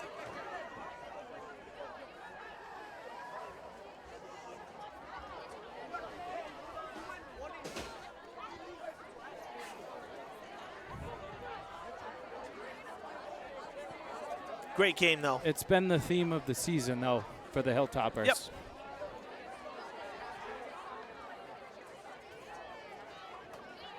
This is one they had in the bag.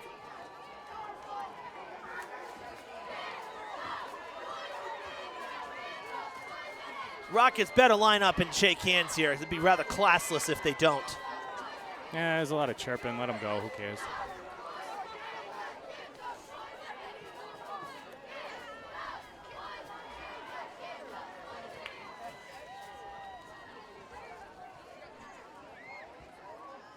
No shaking hands. Well, I guess a few of them will come over and do so, but now it looks like they're going to line up, which is the right thing to do. It's a really good game, B. That was a great game. I mean, extremely unfortunate ending. Yeah. A couple things just don't go your way again, as seemingly it has all season.